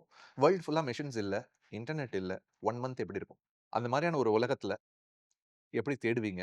எப்படி சிந்திப்பீங்க? எப்படி பாட்டு பாடுவீங்க? பாட்டு கேட்க முடியாது. எங்கேயுமே பாட்டு இப்ப எங்க இருக்கு? கேசெட் இருந்துச்சு. கேசெட் பிளேயர்ல போட்டு கேட்டுட்டு இருப்போம். இன்னைக்கு எல்லா பாட்டும் எங்க இருக்கு? எல்லாமே டிஜிட்டலுக்குள்ள இருக்கு. Spotifyல இருக்கு, ஆமா. YouTubeல இருக்கு. நம்மட்ட கேசெட்ல இல்ல. ஒரு இன்டர்நெட் இல்லாத ஒரு ஒரு ஆண்ட நீங்க எப்படி இமேஜின் பண்ணி பார்ப்பீங்க? அது சாத்தியம் இல்ல. டக்குனு ஒரு வைரஸ் வந்து எல்லா மெஷினையும் ஹேக் பண்றது ஃபியூச்சர்ல இட் இஸ் பாசிபிள். இப்பவே பாசிபிள். இப்பயே இப்பவே அது பாசிபிள் தான். பாசிபிள். ஆமா, ஒரு இப்பயே பாசிபிள். என்ன செக்யூரிட்டி இருந்துச்சுன்னா, இப்ப குவாண்டம் கம்ப்யூட்டிங்ன்னு ஒரு இது ரொம்ப பாப்புலர் ஆயிட்டு இருக்கு. அந்த குவாண்டம் என்கிரிப்ஷன், டிகிரிப்ஷன்க்குள்ள நம்ம உள்ள போயிட்டு இல்ல. அது தவறான கைகளுக்கு போச்சுன்னா, அவங்களால இந்த உலகத்த முழுக்க இது கொண்டு வர முடியும். கணேஷ் ராதாகிருஷ்ணன் ஒரு குவாண்டம் எக்ஸ்பெர்ட். அவர்ட்ட ஒரு இன்டர்வியூ பண்றப்ப அவர் என்ன சொல்றாருன்னா, 1000 சூப்பர் கம்ப்யூட்டர் பண்ற வேலைய 1/2 செகண்ட்ல ஒரு குவாண்டம் பண்றது. அது உலகத்தை ஒரு நொடியில ஸ்தம்பிக்க வைக்கும் அப்படிங்கிறார். அப்ப சாஸ்வதமற்ற உலகு அப்படின்னு ஒண்ணு வருதுல்ல. அதாவது ஒரு தொழில்நுட்பம் உங்களுக்கு தேவைப்படக்கூடிய அத்தனை வாய்ப்புகளையும் வழங்கும். அதே தொழில்நுட்பம் உன்னை முடக்கியும் போடும்னு. இந்த புதிய உலகத்திற்கு நம்முடைய பிள்ளைகளையும், தலைமுறையும் நம்ம தயார் செய்ற வேலைய தொடங்கிட்டோமா? இல்ல அத பத்தின புரிதலே நமக்கு வராம, இப்படி இரு, இதையே பண்ற அப்படிங்கிற இடத்துலயே நிக்கிறோம்னு நினைக்கிறீங்களா? நம்ம இன்னும் வந்து நம்ம மாணவர்கள வந்து மார்க் ஓரியன்டடா டிகிரிக்குள்ள எப்படியாவது போயிடணும். அதுக்குள்ள எப்படியாவது கொண்டு போகணும். அவங்க வந்து லைஃப்ல சம்பாதிக்க ஆரம்பிக்கணும். அவங்க லைஃப் நல்லா இருக்கணும். இந்த ஆஸ்பெக்ட்ல நம்ம பார்த்துக்கிட்டு இருக்கோம். இன்னும் ஒரு 4, 5 ஆண்டுகள்ல உலகம் எப்படி இருக்கும்னு யாராலயுமே பிரெடிக்ட் பண்ண முடியாது. உண்மையில யாருக்குமே தெரியாது. யார் என்ன சொன்னாலும் அது திருப்பி சயன்ஸ் ஃபிக்ஷன் மாரி தான் இருக்கும். என்னனாலும் நடக்கலாம். ஏன்னா இன்னைக்கு வந்து டான்ஸ் பார்த்திருப்பீங்க நீங்க. அதுல இருக்கிற வீடியோ குவாலிட்டி எல்லாம் பார்த்திருப்பீங்க. 15 செகண்ட் வீடியோவ பண்றதுக்கு அதுக்கு 5 நிமிஷம் ஆகுது. ஸோ ஒரு வாரத்துல ஒரு படத்த முடிக்க முடியும். செலவும் பெரிய எதுவுமே செலவு கிடையாது. அதுல ஒரு படம் பண்றதுக்கு. ஏற்கனவே வந்து பண்ற படங்கள்லாம், பாடல்கள்லாம் பண்ணாங்கன்னா, பாடல்கள்லாம் YouTubeல போட்டுட்டு பாட்ஸ் தான் பார்த்துட்டு இருக்கு. இப்ப பாட்ஸ் தான் பண்ணவும் போது. பண்றதும் பாட்ஸ் தான், பார்க்குறதும் பாட்ஸ் தான்னும்போது, கமெண்ட் பண்றது பாட்ஸ் தான்னும்போது, ஒரு வேற ஒரு ஒரு உலகத்துக்குள்ள நம்ம போயிட்டு டெக்னோ இருக்கோம் ஃபுல்லா. பாலிடிக்ஸா இது? ஆமா, ஆமா. இது நம்ம குழந்தைகள் கிட்ட நம்ம இனிமேல் வந்து சொல்லிக் கொடுக்க வேண்டியது அடாப்டபிலிட்டி. ரொம்ப முக்கியமான விஷயம். எவ்வளவு வேகமா மாறத்துக்கு கத்துக் கொடுக்கணும் அவங்களுக்கு. இதுதான் இதுதான் நான் பண்ண போறேன் அப்படின்னு சொல்லிட்டு அவங்க படிச்சுட்டு போறாங்க. படிச்சுட்டு போங்க. கண்டிப்பா அத நோக்கி நீங்க போங்க. அதுல என்னென்ன இருக்கோ, புதுசா இருக்கோ எல்லாமே தெரிஞ்சுக்கங்க. ஆனா அதே சமயத்துல எப்பனாலும் மாறுறதுக்கு ரெடியா இருங்க. ஏன்னா ஃபியூச்சர் வந்து எப்பவுமே பயங்கர அன்பிரெடிக்டபிளா இருக்க போது. அது முக்கியமான ஒரு குவாலிட்டி நம்ம பசங்களுக்கு குடுக்க வேண்டியது வந்து அந்த ஃப்ளெக்ஸிபிலிட்டி, மைண்டோட ஃப்ளெக்ஸிபிலிட்டி அண்ட் கிரியேட்டிவிட்டி. கண்டிப்பா கிரியேட்டிவிட்டி. எப்படி வந்து புதுசா யோசிக்கணும், அவங்க சமையல் கத்துக் குடுக்கணும், நமக்கு அவங்களுக்கு சர்வைவ் பண்ண கத்துக் குடுக்கணும் இந்த வேர்ல்டுல, ஃபியூச்சரான வேர்ல்டுல. நம்ம இன்னொரு விதத்துல பார்த்தா எத நோக்கி போயிட்டு இருக்கோம்னா, நீங்க கேட்டீங்கல்ல, மனிதர்களுக்கு அப்ப என்னதான் வேலை அப்படின்னு கேட்டீங்கல்ல, நம்மளோட உண்மையான வேலை என்ன? உணவு தேடுறது, ஷெல்டர், ரீப்ரொடக்ஷன். இதுக்குள்ள மட்டும் தான் திருப்பி அத நோக்கி போயிட்டு இருக்கிற மாதிரியான ஒரு உலகத்துக்குள்ள தான் நம்ம போயிட்டு இருக்கோம். கிட்டத்தட்ட டெக்னாலஜிய ரொம்ப உள்வாங்கின எல்லாரும் இதே பதில சொல்றீங்க. என்ன அப்டின்னா, மனிதன் என்ன செய்வான் அப்டிங்கிற இந்த கேள்வி நான் எல்லா இடத்துலயுமே வைப்பேன். ஏன்னா, ஹியூமன் ஃபர்ஸ்ட் அப்டிங்கிற ஒரு இயல்பா நம்ம அப்படியான ஒரு இடத்துலேருந்தே வளர்ந்து வந்திருக்கிறதுனால, அவங்க எல்லாருமே சொல்ல வர்றது என்னன்னா, அவன் தன்னுடைய அடிப்படை வேலைகளை ரசித்து செய்வான், பாடுவான், அப்புறம் வந்து மகிழ்ந்திருப்பான். அதுக்கு தான் மனுஷன் படைக்கப்பட்டான். அரவிந்த் ஸ்ரீனிவாசும் அந்த இடத்த தான் சொல்றாரு. இப்ப நீங்க கூட சொன்னீங்க, நான் வந்து திறன் குறையும் தான். ஆனா வேறொரு திறன் வளரும் அப்படின்னு. இதெல்லாம் கேட்க நல்லா இருக்கு. ஆனா ஒரு கட்டத்தில இந்த ஷார்ப் அப்படின்னு சொல்லுவாங்கல்ல, அந்த மாரியான பசங்களே இல்லாம போயிடுவாங்களோ? இதில நான் I am just trying to represent நெறைய பேருடைய மூட் இருக்குல்ல, அத ரெப்ரசன்ட் பண்ண ட்ரை பண்றேன். நெறைய பேருக்கு அந்த மனநிலை இருக்குது. பசங்கள்ட்ட அந்த ஸ்மார்ட்னஸ் இருக்காது. ஒரு ஸ்ட்ரீட் ஸ்மார்ட்டா இருக்குது. காமன் சென்ஸ்லாம் குறைஞ்சிரும். இப்படியான ஒரு தாட் இருக்கு. இந்த டெக்னாலஜி வளர, வளர. அது நடக்கும்னு நீங்க நினைக்கிறீங்களா? வாய்ப்பு இருக்கு. கண்டிப்பா இந்த டெக்னாலஜியோட இதுல அதுக்கும் வாய்ப்பு இருக்கு. எவ்வளவோ டெக்னாலஜி மாறுனதுக்கு பிறகும் நெறைய பேர் வந்து இன்னும் வந்து மேத்ஸ்ல வந்து அவ்வளவு எக்ஸ்பர்ட்ஸ் இருக்காங்க. நெறைய சின்ன பசங்கலாம் நான் பார்க்குறேன் நெறைய பேர். அவங்க அமேசிங் மேத்ஸ் ஸ்கில்ஸ் அவங்க அவங்க யோசிக்கிறதே வந்து அந்த மேத்தமேட்டிக்கலா அவங்க யோசிக்கிறது பார்ப்பேன். அதே மாரி இவ்வளவு டெக்னாலஜி வளர்ந்தப்பயும் சில பேர் வந்து அவங்க இப்படிதான் போகணும், இப்படிதான் நம்ம பார்க்கணும். எனக்கு இது வேணாம். நான் இந்த டூல யூஸ் பண்ண மாட்டேன்னு சொல்லிட்டு எடுக்கிறவங்க கண்டிப்பா எடுக்குறாங்க. இது மாதிரியான கருவிகள பயன்படுத்திக்கிட்டு என்னோட திறமைய நான் மழுங்கடிக்க மாட்டேன். ஆனா, நான் என்னோட திறமைய இன்னும் மேல வளர்த்துக்க போறேன். ஒரு ஆர்டிஸ்ட் இருக்காரு. அந்த ஆர்டிஸ்ட் வந்து, "என்னது இதுவே எல்லாத்தையும் வரைஞ்சிருது. இதுவே எல்லாத்தையும் இப்ப ஆர்ட் பண்ணிருது. இப்ப நான் இனிமேல் எனக்கு என்ன வேல? ஒரு ஆர்டிஸ்ட் இனிமேல் என்ன வேலைன்னு அவர் யோசிக்கலாம்." ஆனா, இதே சமயத்துல நான் நெறைய ஆர்டிஸ்ட் பார்க்குறேன். அவங்க அடாப்ட் பண்ணிக்கிறாங்க அதுக்கு. அதையும் பயன்படுத்திக்கிட்டு அவங்க சூப்பர் ஆர்டிஸ்ட் ஆறாங்க. இப்ப வந்து நான் போயி எனக்கு வந்து இது மாரியான ஸ்டைல்ல எனக்கு இது மாரியான ஒரு பிரஷ் ஸ்ட்ரோக்ல எனக்கு இது வேணும்னு சொல்லிட்டு நான் சொன்னேன்னா, ஏன்னா என்னோட ஓவிய அறிவு எனக்கு ரொம்ப கம்மி. ஆனா, இதுவே ஒரு ஓவியர் அவருடைய அறிவோட சேர்ந்து அவருக்கு என்ன வேணுன்ற டீட்டெயில் பண்ண தெரிஞ்சு, சொல்ல தெரிஞ்சதுன்னா, அப்போ வந்து அது இன்னும் துல்லியமா அவர் கேட்கிறத அவரால கொண்டு வர முடியும். நான் கொண்டு வரணும்னு நினைக்கிறத விட, அவர் கொண்டு வரணும்னு நினைக்கிறத அவரால வேகமா கொண்டு வர முடியும். அந்த வொக்காபுலரி ஒண்ணு இருக்கு. என்னாலயும் அந்த வொக்காபுலரிய கத்துக்கிட்டு நானும் கொண்டு வரதுக்கான வாய்ப்பு இருக்கு. ஆனா ஒரு ஆர்டிஸ்ட் மாரி சூப்பர் ஆர்டிஸ்ட்டா மாறலாம். இப்ப ரொம்ப அடிப்படை எங்க போய் நிக்கிறோம்னா மொழி. மொழி அறிவு உங்களுக்கு ரொம்ப, ரொம்ப, ரொம்ப முக்கியம். ஏன்னா, நீங்க வந்து எதுவும் இல்ல. ஒரு கதை எழுத சொல்றீங்கன்னு வச்சுக்கங்களேன். எனக்கு ஒரு கதை குடுன்னு சொல்லிட்டு நீங்க GPT கிட்டயோ, கிளாட் கிட்டயோ எதுக்குன்னா கேட்டீங்கன்னா, அது ஒரு கதைன்ட்டு அதுவா ஒண்ணு குடுக்கும். எதுவும் சொல்லாது. அதே இது வந்து எனக்கு ஒரு சிங்கத்துக்கும், முயலுக்கும் நடுவுல நடக்கிற ஒரு கதைய சொல்லு அப்டின்னா, ஒரு ஃபோகஸ்டா ஒரு கதைய சொல்லும். அதே வந்து கண் பார்வையற்ற ஒரு சிங்கத்துக்கும் வந்து மனநலம் பாதிக்கப்பட்ட ஒரு முயலுக்கும் நடுவுல ஒரு கதைய சொல்லுன்னு நீங்க கேட்கும்போது, ஒரு கதை தெரிந்த ஒரு ஆள் என்ன மாரியான பிளாட் பாயிண்ட்ஸ்லாம் இருந்தா இந்த கதைய இன்னும் வேகமா கொண்டு போக முடியும்னு தெரியும்போது, அதனால எல்லா துறையோட அறிவும் ரொம்ப முக்கியம். மொழி அறிவு ரொம்ப, ரொம்ப முக்கியம். மொழி அறிவு தான் இனிமேல் எல்லாத்துக்குமே அ நம்ம கேட்கிறோமோ, என்ன நம்ம சொல்றோமோ, அதுதான் வந்து எல்லாமே ஆகப்போகுது. ஏன்னா இனிமேல் நம்ம 3 மொழி கத்துக்கணுமா, 4 மொழி கத்துக்கணுமா, அதெல்லாம் தேவையில்ல. எல்லாம் உலகம் ஒரு மொழிய நோக்கி போயிட்டு இருக்கு. அப்போ ஒரு மொழியை நோக்கி நகருதல் அப்படிங்கிற இடத்துல அது அவனுடைய தாய்மொழியாக இருக்கும் அப்படின்னு. இப்ப நீங்க சொன்னப்ப எனக்கு ஒரு விஷயம் பட்டுச்சு. நான் ப்ராம்ப்ட் பண்ண தெரிஞ்சா போதும், இன்னைக்கு எனக்கு எல்லா தகவலும் கிடைச்சிரும் அப்படிங்கிற இடத்துலேருந்து, இப்ப நான் வந்து ஒரு ஒரு குறிப்பிட்ட விஷயத்த வல்லுனராக ஏற்கனவே இருக்கிற பட்சத்தில, அல்லது அதை பற்றி எனக்கு விவரங்கள் தெரிஞ்சிருக்க பட்சத்தில, அத நான் பெருசா பண்ணலாம். இல்லன்னா போயிட்டு ஏதாவது பண்ணு, ஏதாவது பண்ணுன்னு தான் சொல்லிட்டு இருக்க முடியும். பிசிக்ஸ்ல ஏதாவது ஒண்ணு புதுசு ஒண்ணு கேட்கணும்னா, எனக்கு பிசிக்ஸோட அடிப்படை ஆ தெரிஞ்சிருக்கணும். அதாங்க. அத கேட்கறது எனக்கு என்ன கேட்கணும்னு எனக்கு தெரியணும். அதனால பள்ளிகளோட பணி வந்து எப்பவுமே இருக்க போது. எனக்கு ஏதாவது ஒண்ணு சொல்லிக் குடுன்னு நீங்க கேட்கறதுக்கும், நீங்க வந்து இந்த ஒரு தலைப்புல எனக்கு எனக்கு கத்துக்கணும்னு சொல்லி கேட்கறதுக்கும், அந்த எந்த சீக்வென்ஸ்ல கத்துக்கிட்டா நமக்கு அது எல்லாம் முழுமையா நம்மளால புரிஞ்சுக்க முடியும்ன்றதுக்கும் நமக்கு ஒரு பெரிய வேறுபாடு இருக்கு. இந்த ஒரு லேசினஸ் வந்துருமாங்கிறது தான் இப்ப எல்லாருக்கும் இருக்கக்கூடிய பதட்டம். என்னன்னா, எனக்கு இந்த டூல் இருக்கு. ஆனா, அந்த டூல்ட்ட பேசுறது எனக்கு பேசிக்ஸ் தெரியணும். அப்படிங்கிறத ஒரு பெரிய அளவுக்கு அழுத்தமா சொல்ல வேண்டிய அவசியம் இருக்கு அப்படின்னு நினைக்கிறேன். ஏன்னா, யாரு கேட்டாலும் அது நம்ம ஒரு சிறந்த பதில் அது குடுத்துற முடியாது. கேட்கிறவரிடம் இருக்கக்கூடிய அறிவின் அளவு எவ்வளவோ, அத பொறுத்து தான் அந்த தரப்புலருந்து நமக்கு பதில் கிடைக்கப் போகிறது அப்படிங்கிறது. Okay. Will come back to this one. இப்போ நீங்க வந்து வந்து லாங்குவேஜ் லேப் அப்படிங்கிற ரொம்ப கான்ஷியஸா இருக்கீங்க. அதுக்கு பல ரீசன்ஸ் வச்சிருக்கு. இப்ப நெறைய ஸ்டார்ட் அப்ஸ் வந்துட்டு இருக்குது. ஒரு லாங்குவேஜ் லிங்குயிஸ்டிக் லேப்ஸ் இந்த மாரியான ஒரு ஸ்டார்ட் அப் வேவ் ரொம்ப பெரிய பூம் ஆகும்னு நினைக்கிறீங்களா? மொழி சார்ந்த ஸ்டார்ட் அப்ஸ். குறிப்பா தமிழ் சார்ந்து. தமிழுக்கு வந்து நான் நெறைய இடங்களுக்கு போகும்போது, சில ஆண்டுகளா போயிட்டுருப்பேன் பள்ளிகள் போம்போது. மாணவர்கள் எல்லாமே ஆங்கிலத்தில தான் பேசுவாங்க. தமிழ்ல ஏதாவது கேள்வி கேட்டாலும், அவங்க கேள்விய புரிஞ்சுகிட்டு ஆங்கிலத்தில பேசுவாங்க. ரொம்ப தமிழ்ல இருந்து விலகி போய்க்கிட்டே இருக்காங்க. ஃபுல்லா கணிதம், அறிவியல், இயற்பியல் இதெல்லாம் படிக்கணுன்றது. தமிழ் ஏன் வந்து இன்னும் வகுப்புகள் வைக்கலாமே அப்படின்னு சொல்லி கேட்கும்போதும், பள்ளிகளும் வந்து தமிழ் படிக்கிறதுனால என்ன பயன்? அப்படின்ட்டு. ஏன்னா இப்ப வந்து தமிழ்நாடு அரசு வந்து 10வது வரைக்கும் தமிழ் படிக்கணும்ன்ற ஒரு இது போட்டிருக்கிறதுனால நெறைய பள்ளிகள் இப்ப வச்சிருக்காங்க. அந்த அந்த விதி இல்லன்னா, எத்தன பள்ளிகள் வைப்பாங்க அப்படின்றது தான் வந்து முக்கியமான ஒரு கேள்வியா நான் வந்து பார்க்குறேன். எனக்கு இந்த பள்ளிகள் ஏன் படிக்கணுன்ற காரணம் வந்து கேட்டும்போது, நம்ம தமிழோட பெருமைய பத்தி நம்ம சொன்னாலோ, நம்ம இதெல்லாம் இருக்குன்னு சொன்னாலோ, அது சரிங்க இருக்கு. அதனால என்ன? என்ன? அவங்க எல்லாரும் பார்க்கறது வந்து அது எப்படி வந்து அவங்களுக்கு அவங்க லைஃப்க்கு தேவைப்பட போகுது. நான் என்னோட மனைவியும் நானும் சேர்ந்து தான் இத ஆரம்பிச்சோம். இந்த தம்பா தமிழ் ஆய்வகம்ன்றது. இத ஆரம்பிக்கிறதுக்கு முன்னாடி எங்களோட முக்கியமான ஒரு கேள்வி வந்து, தமிழ் ஏன் படிக்கணுன்றதுக்கான காரணத்த வந்து நம்ம வந்து கடந்த காலத்துல வைக்கக்கூடாது. எதிர்காலத்துல வைக்கணும். எதிர்காலத்துல கொண்டு போய் வச்சா மட்டும் தான் நம்ம தமிழ கொண்டு போக முடியும். அவங்களோட அந்த அறிவ கொண்டு வர முடியும். அதுல தான் இந்த தம்பா தமிழ் ஆய்வகம்ன்றது தொடங்குச்சு அங்க தான். பள்ளிகளுக்கு கொண்டு போகணும்னு. பாடல்கள் மூலமா, கதைகள் மூலமா, நெறைய விளையாட்டு, பசங்களுக்கு பிடிச்ச மாரியான விளையாட்டு, கருவிகள், மொழி கருவிகள். இந்த அகராதி சொன்னேன் இல்லையா? இந்த 15,00,000 சொற்கள் இருக்கிற அகராதி. அதுல அது மாரி எமோனின்னு ஒரு கருவி இருக்கு. எதுகை மோனையை கண்டுபிடிக்கிற கருவி. அவங்களுக்கு வந்து கிரியேட்டிவிட்டி, ரீடிங், ரைட்டிங் இது மாரியான ஒரு 10 பாராமீட்டர்ஸ்ல வந்து அவங்கள வந்து மானிட்டர் பண்ணும். ஒரு ஏஐ ஒரு அல்காரிதம் ஒண்ணு.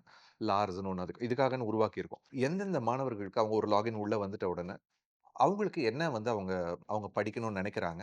அவங்களுக்கு எப்படி வந்து அத குடுத்தா அவங்க புரிஞ்சுக்க முடியுது? அவங்களுக்கு எப்படி அவங்களோட ரீடிங், ரைட்டிங், ஸ்பீக்கிங் ஒவ்வொன்னத்தையும் எப்படி வந்து கொஞ்சம் கொஞ்சமா இம்ப்ரூவ் பண்ணலாம்? அதாவது எல்லாருக்கும் ஒரே முறைங்கிறத தாண்டி, அவருக்கு பொருந்தும் முறையில அந்த அந்த டெக்னாலஜி டெக்னாலஜி வந்து அத மாறிக்கும். அது மாறும். மாத்திக்கும். ஓ! ஓகே. ஒவ்வொரு மாணவருக்கு ஏத்த மாரி மாத்திக்கும். இப்ப வந்து 7,000 மாணவர்கள் படிச்சுட்டு இருக்காங்க.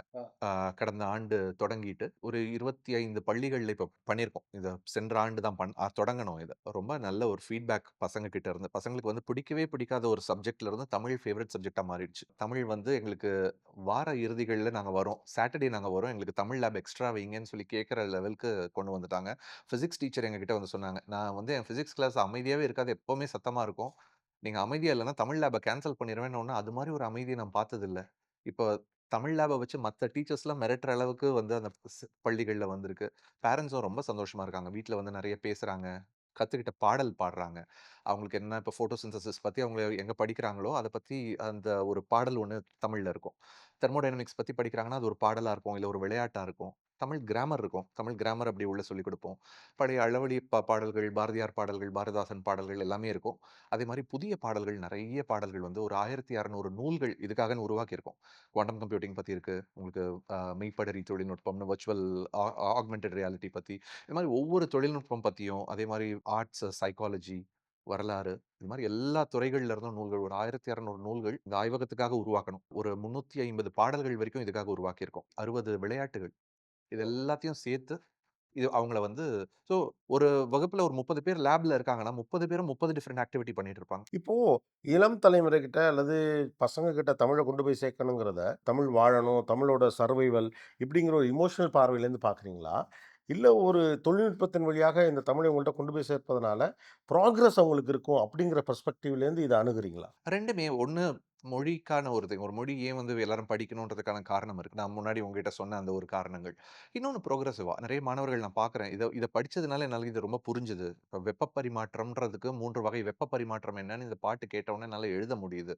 அவங்களுக்கு அறிவியலுக்கு அது பயன்படுது. மத்த இதுக்கு அவங்க பண்ணும்போது பயன்படுது. மொழி வந்து கண்டிப்பா இலக்கியம் இலக்கியங்கள்ல இருக்கிற அந்த அழக நம்ம ஒரு பாடுறது, அத கொண்டாடுறது ஒரு ஒரு புறம். அது அவங்களுக்குள்ள ஒரு ஈரத்த கொண்டு வருது. அதே சமயத்துல அவங்களுக்கு வாழ்க்கைக்கு தேவையான ஒரு விஷயங்களையும் புரிய வைக்குது. கியர்ன்னு சொன்ன உடனே நமக்கு வந்து நெறைய சமயத்துல வந்து மைண்ட்ல அது ஒட்டாது. மொழி தெரியாத இங்கிலீஷ் தெரியாம ஒருத்தங்க கேட்கறாங்கன்னா, கியர்ன்னு சொன்ன உடனே எதுவுமே வராது. அதோட தமிழ்ல வந்து பல் சக்கரம்னு சொல்லு இருக்கு. ஒரு பல் சக்கரம்னு சொன்ன உடனேயே உங்களுக்கு பல்லா இருக்கிற ஒரு சக்கரம் உங்களுக்கு வந்துருது. ஒரு சின்ன பல் சக்கரத்த, பெரிய பல் சக்கரத்த வச்சு நீங்க சுத்துனேன்னா, சின்ன பல் சக்கரத்த சுத்துனா, பெரிய பல் சக்கரம் சுத்தும்ன்னு சொல்லும்போது, அந்த பல் எப்படி ஒரு ஒரு பல்லும் போய் லாக் ஆகுது, இதெல்லாம் விஷுவல் மைண்ட்ல வருது.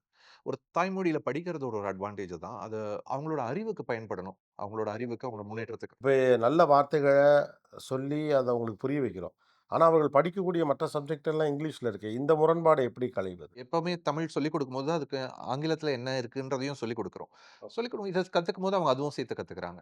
அது வந்து அவங்களுக்கு படிக்கும்போது அதுக்கான அந்த வொக்காபுலரி அவங்களுக்கு ட்ரெயின் பண்ணும்போதே, கலைச்சொற்கள் எல்லாமே ட்ரெயின் பண்ணும்போது, தமிழ், ஆங்கிலம் 2 மொழியிலயும் தான் ட்ரெயின் பண்றோம். பட் அதோட லாங் டெர்ம் விஷன் என்ன?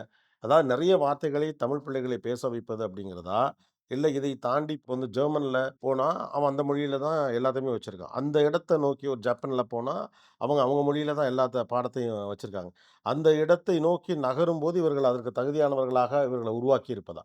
எது இதோட திட்டம் என்னன்னு? திட்டம் வந்து அவங்களோட புரிதல் தான். மொழின்றது வந்து எப்பவுமே வந்து அவங்க ஃபர்ஸ்ட் மொழி வந்து ஒரு பிரெயின்க்கான ஒரு ட்ரெய்னிங். ஒரு மொழிய படிக்கிறோன்றது. தாய்மொழி எந்த நிலத்தில இருக்கிறோமோ, அந்த நிலத்தோட மொழிய படிக்கணும். அந்த நிலத்தில நம்ம வாழ்றோமோ, அந்த நிலத்தில இருக்கிற மொழிய நம்ம படிக்கணும். புது ஒரு ஊருக்கு போறோம்னா, நம்ம ஜெர்மனி போனோம்னா, அங்க போய் ஜெர்மன் கத்துக்கணும். அங்க நீங்க சர்வைவ் பண்ணணும்னா ஜெர்மன் கத்துக்கணும். இங்க தமிழ்நாட்டுல இருக்கும்போது தமிழ் படிக்கணும். அது நெறைய உயிர் காப்பாத்துறதுக்கான ஒரு விஷயம். நீங்க போயிட்டு ஒரு ரெஸ்டாரண்ட்ல போய் சாப்பிடுறீங்க. எனக்கு வந்து பூண்டு ஒத்துக்காது. பூண்டு இல்லாம எனக்கு சாப்பிட சாப்பாடு எது இருந்துச்சாலும் பூண்டு போடாதீங்கன்னு சொல்றீங்க. ஆனா பூண்டு அலர்ஜின்னு வந்து உங்களுக்கு தெரியும். ஆனா அத வந்து கேட்கிறவங்களுக்கு வந்து தமிழும் தெரியாது, ஆங்கிலமும் தெரியாது. அவங்களுக்கு வேற மொழி தான் அவங்க பேசுறாங்கன்னும்போது, அது வந்து ஒரு உயிருக்கு ஆபத்தா, ஒரு மொழி தெரியாதது வந்து ஆபத்தா இருக்கும். அதனால இது மாரி ஒரு உணவகங்கள்ல வேலை பார்க்கிறவங்க வந்து அவங்களுக்கு தமிழ் தெரிஞ்சிருக்கணும். தமிழ்ல அந்த உணவு தொடர்பான வொக்காபுலரி அவங்களுக்கு தெரிஞ்சிருக்கணும்.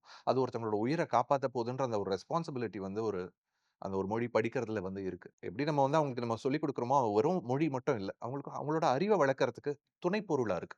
நீங்க இந்த படத்துக்காக ஒரு லாங்குவேஜே உருவாக்குனீங்கல்ல, ஒரு மொழியவே உருவாக்குனீங்க. கிலிக்கியா? கிளிக்கி. கிலிக்கி. ஆமா. அதுல பார்த்தீங்கன்னா, அது ரொம்ப பிரபலமாச்சு. எல்லாரும் அத பேசுனாங்க. பின்னால அதுக்கு வந்து எல்லாமே நீங்க கொண்டு வந்தீங்க இல்லையா? அதுக்கான இலக்கணம் இதெல்லாமே கூட அறிமுகப்படுத்துனீங்க. பின்னால அது பிரபலமாச்சு. இப்போ ஒரு சினிமா படத்துல ஒரு வில்லன் பேசக்கூடிய ஒரு மொழி, அத கேட்பதற்கு வித்தியாசமான ஒலி எழுப்புது. அதுவே கூட ஒரு எக்ஸைட்மென்ட் ஃபேக்டரா இருந்திருக்கலாம். அத நெறைய பேர் விரும்பி அதெல்லாம் பேசினாங்க.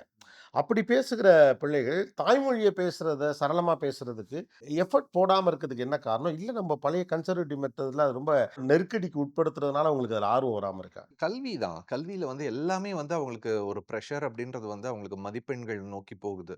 எந்தெந்த பாடங்கள்ல அவங்க படிச்சாங்கன்னா, அவங்களால பொறியியலுக்குள்ள முடியும். எந்தெந்த பாடங்கள் படிச்சா மருத்துவத்துக்குள்ள முடியும்னு சொல்லி அவங்க தள்ளப்படும்போது, மொழி பின்னுக்கு தள்ளப்படுது. இதுல எனக்கு என்ன பயன் இருக்கு அப்படிங்கிற மாரி. கட் ஆஃப் மார்க்குக்கே எடுத்துக்க மாட்டேங்கிறீங்க. அப்புறம் என்னதுக்குடாங்கிற மாரியான ஒரு டோன்ல அவங்க போயிடுறாங்க அப்படின்னு. ஒரு கூலா அத கத்துக்க முடியும் அப்படிங்கிற நம்பிக்கை இல்லையேன்னு நினைக்கிறீங்களா? ஏன்னா நீங்க முதல்லயே இந்த 2 வார்த்தைய திரும்ப திரும்ப சொல்லிட்டு இருந்தீங்க. தமிழ் தான் கற்றுக்கொள்வதற்கு ரொம்ப எளிதான மொழி அப்படின்னு சொன்னீங்க.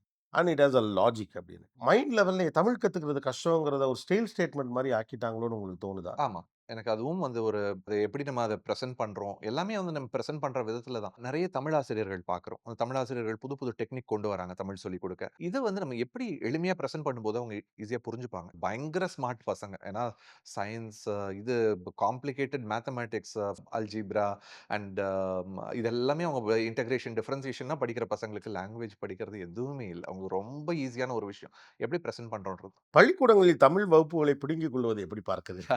ரொம்ப தவறான ஒரு இதுவா பார்க்குறேன். ஏன்னா அது வந்து தமிழ் வகுப்புகள அதிகரிக்கணும்னு தான் இப்ப எல்லாருமே கேட்டிருக்கோம். இப்ப நாங்க பண்ணிட்டு இருக்கிற பள்ளிகள் எல்லாமே வாரத்துக்கு 2 வகுப்பு வந்து தியரி, 2 வகுப்பு பிராக்டிகல்னு வச்சுட்டு இருக்காங்க. சில சில பள்ளிகள்ல 1 பிராக்டிகல் ஹவர், மிச்ச 3 வந்து தியரி. அது இன்னும் வந்து அதிகரிக்கணும். ஏன்னா அது வந்து தமிழ் வந்து வெறும் தமிழா பார்க்காம, இப்ப மிச்சம் எல்லாம் படிக்கிறாங்க. மத்த எல்லாத்துக்கும் அவங்களுக்கு ஒரு ரிவிஷன் மாதிரி ஆகணும் தமிழ். மத்த சப்ஜெக்ட்ஸ் படிக்கிறதுக்கு ஒரு ரிவிஷன் மாதிரி ஆகணும்ன்ட்டு ஒண்ணு வைக்கணும். இன்னொன்னு தமிழ் வந்து தமிழ்ல நெறைய வேலை வாய்ப்புகள் இருக்கு.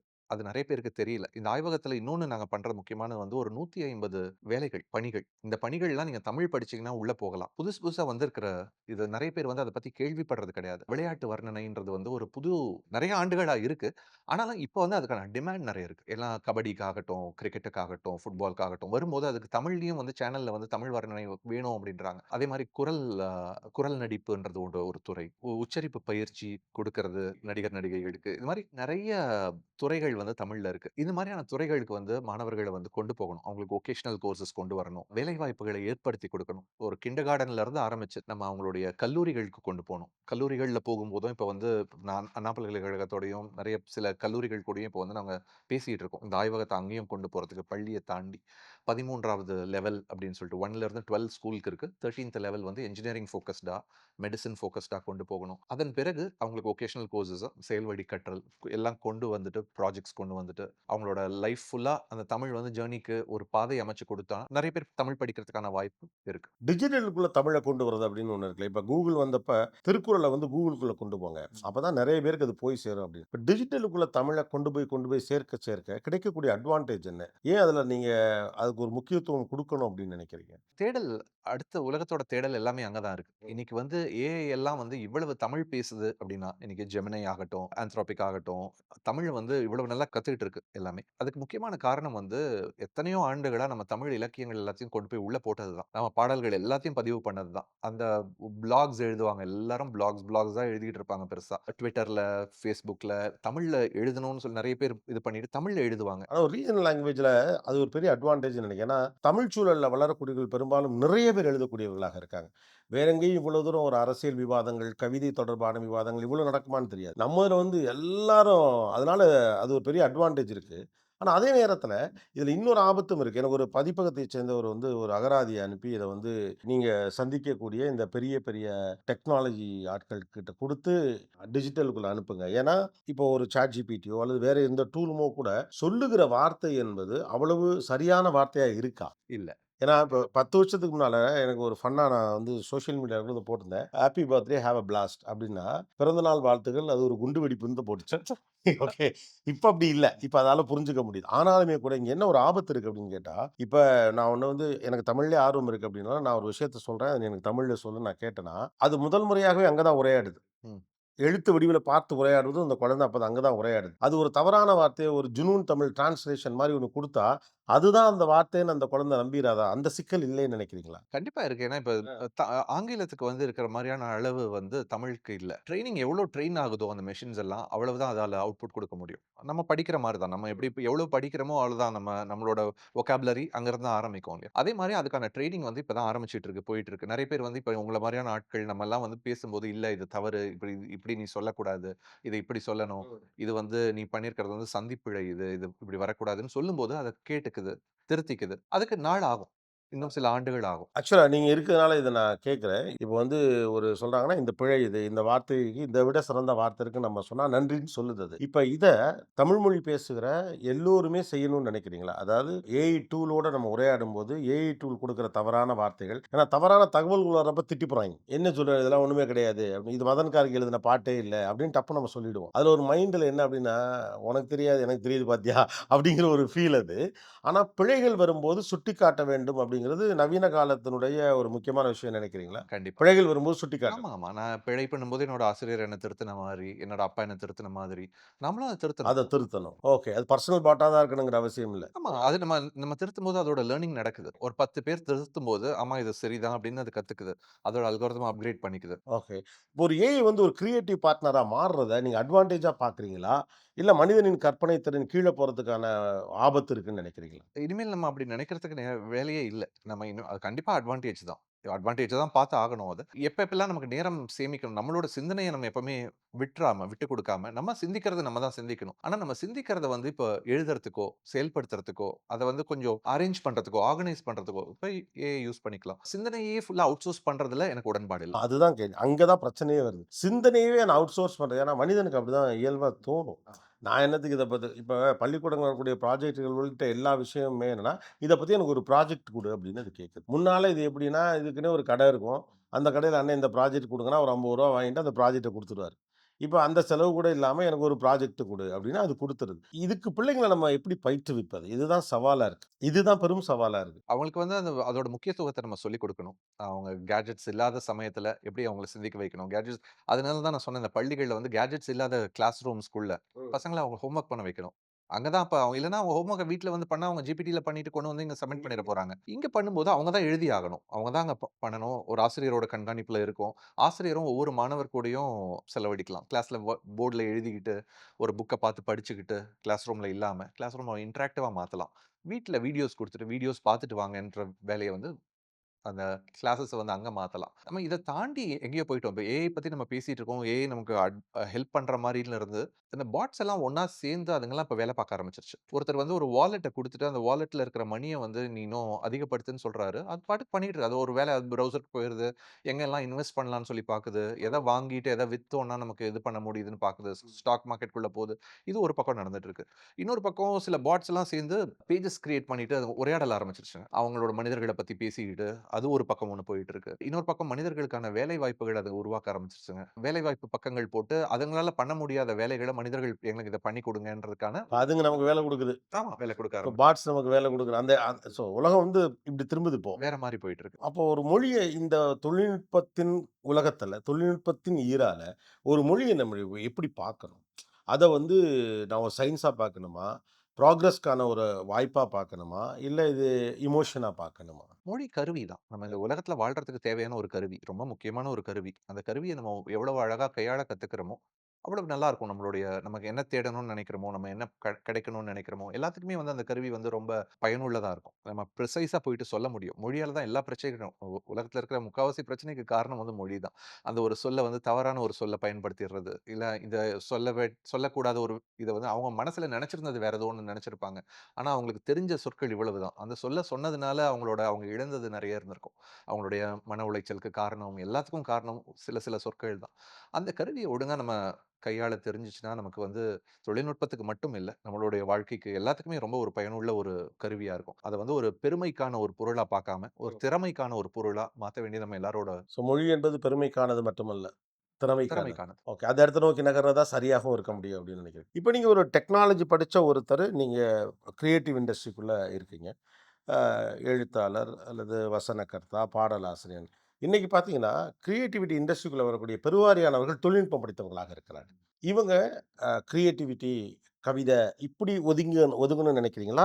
இல்ல டெக்னாலஜிய அதாவது மென் லூப் மாரி டெக்னாலஜி இன் லூப் அப்படிங்கிற அந்த இடத்துக்குள்ள வந்தா அவங்களுடைய டெக்னாலஜி என்ஹான்ஸ் பண்ணி ஐ மீன் அவங்களுடைய கிரியேட்டிவிட்டி என்ஹான்ஸ் பண்ணிட்டு பெரிய இடத்துக்கு வர முடியும்னு நினைக்கிறீங்களா? இதுல எதுவும் ஒரு விதி அப்படின்னு எதுவுமே இல்ல. அவங்களுக்கு என்ன பண்ணணும்னு தோணுதோ, தொழில்நுட்பம் எடுத்துக்கிட்டு பண்ணும்போது கண்டிப்பா அது அவங்களுக்கு பெரிய ஒரு பயன் இருக்கும் அதுல. வேகமா பண்ண முடியும்னு. ஆனா நெறைய பேர் வந்து தொழில்நுட்பம் வேணாம். எனக்கு அது இல்லாம நான் பண்ணணும்னு நெனைக்கிறேன். ஏன்னா ஏன்னா கலைன்றது வந்து அந்த கிரியேட்டிவிட்டின்றது வந்து இப்ப பணம் பண்றதுக்காக பண்றாங்களா? இல்ல பெர்சனல் சாட்டிஸ்ஃபேக்ஷன்க்காக பண்றாங்களான்னே ஒரு பெரிய ஒரு இது ஒண்ணு இருக்கு.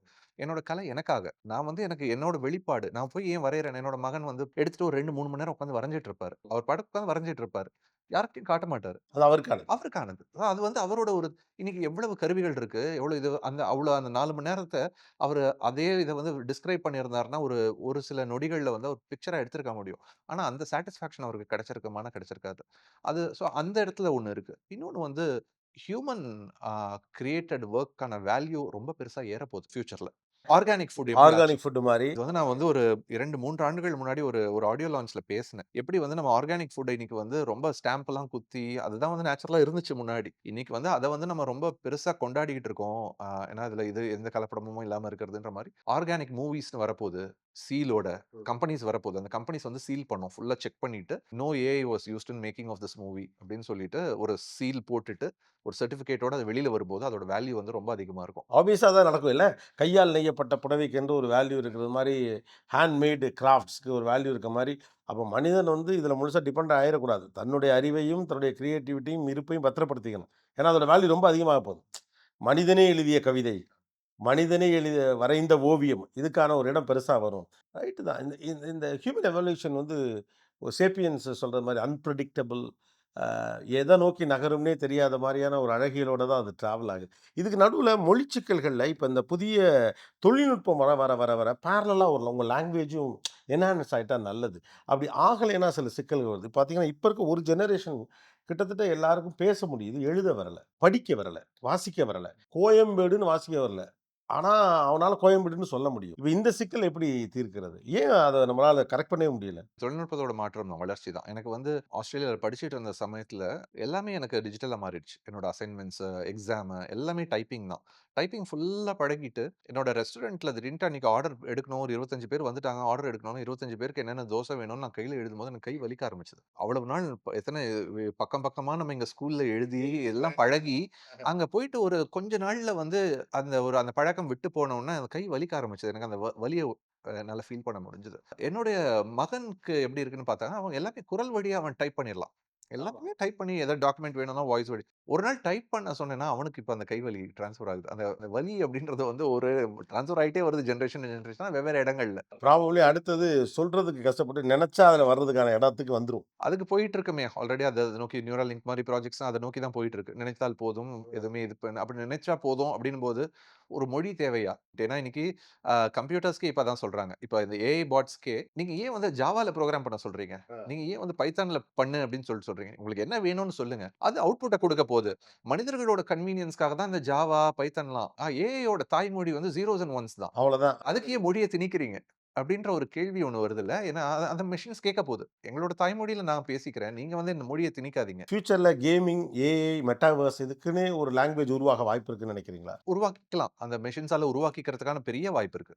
அவங்க மொழியிலலாம் கேட்காம அந்த லாங்குவேஜ்ல அதுக்குன்னே ஒரு மொழி உருவாகுறதுக்கான வாய்ப்பு இருக்கு. ஃபுல்லா ஜீரோஸ் அண்ட் ஒன்ஸ்ல பைனரியில கண்டிப்பா உருவாகுறதுக்கான வாய்ப்பு இருக்கு. அப்படி மொழிய உருவாக்குனாலும் அதோட பயனீர் வந்து மதன் கார்க்கி தான். இல்ல, இல்ல. நான் பண்ண மாட்டேன். நம்மளால பண்ண முடியாது. ஃபன் நோட் தான் சொல்றேன். ஏற்கனவே ஒரு லாங்குவேஜ அந்த படத்துக்காக உருவாக்குனீங்கல்ல, அந்த இதுல ப்ராபப்ளி அப்படி ஒரு யுனிவர்சல் லாங்குவேஜ் வந்து டிஜிட்டலுக்கான ஒரு யுனிவர்சல் லாங்குவேஜ் வர்றதுக்கான சாத்தியங்கள் நீங்க உத்தேசிக்கிறீங்களா? இது எவ்வளவு தூரத்துல இருக்கு? நம்ம எதா சொன்னேனே நான் ஒரு 5 ஆண்டுகள் இன்னும் 5 ஆண்டுகள் விடுங்க. அடுத்த மாதம் என்ன நடக்க போதுன்னே நமக்கு தெரியாது. ஏன்னா டெக்னாலஜியோட வேகம் அந்த வேகத்துல வளர்ந்துட்டு இருக்கு. எனக்கு திடீர்ன்ட்டு சில சில டூல்ஸ்லாம் பயங்கர பாப்புலரா வந்து இதுதான் இனிமேல் உலகம் அப்டின்ட்டு இருக்கும். 1 மாசத்துல அந்த டூல் காணாம போயிடுது. அத பத்தி யாருமே பேச மாட்டேங்கிறாங்க. அந்த கம்பெனில இருந்து எதுவுமே மெசேஜ் ட்வீட் வர்றதில்ல. எதுவுமே போடுறதில்ல. அந்த வேகத்துல மாறிட்டு இருக்கு. இந்த அசுரவேக வளர்ச்சியில வந்து நெறைய புதிய விஷயங்கள் வர்றதும், போறதும் டக்கு டக்குன்னு வந்து வந்து போற அந்த ஒரு காலகட்டத்தில இருக்கோம்னு நெனைக்கிறீங்களா? நீங்க சொன்ன மாரி, வாவ்! அவ்வளோதான் இதுதான் இதுக்கு மேல ஒண்ணுமே இல்லன்னு சொன்னா, அது மறுநாள் அது ஒண்ணுமே இல்லாம ஆயிடுது. இப்போ நம்ம ChatGPT வச்சு ஒரு மீம் கூட போடுவாங்க. "Whenever they come with a product" அவங்க எவ்வளோ ப்ராடக்ட்ட கில் பண்ணிட்டு அந்த ப்ராடக்ட் வருது அப்படின்னு சொல்லிட்டு. ப்ராடக்ட் மட்டும் இல்ல, பணிகளும். ஒவ்வொரு வேலைகளையும் டூல் வரும்போதும் அத்தன வேலைகள் வேலைகள் போகுது. கோவொர்க்ன்னு சொல்லிட்டு கிளாட்ல இன்ட்ரோடியூஸ் பண்ணாங்க ஒரு சில வாரங்களுக்கு முன்னாடி. அது வந்ததிலிருந்து எத்தன பணிகள் அத தூக்கியிருக்கு.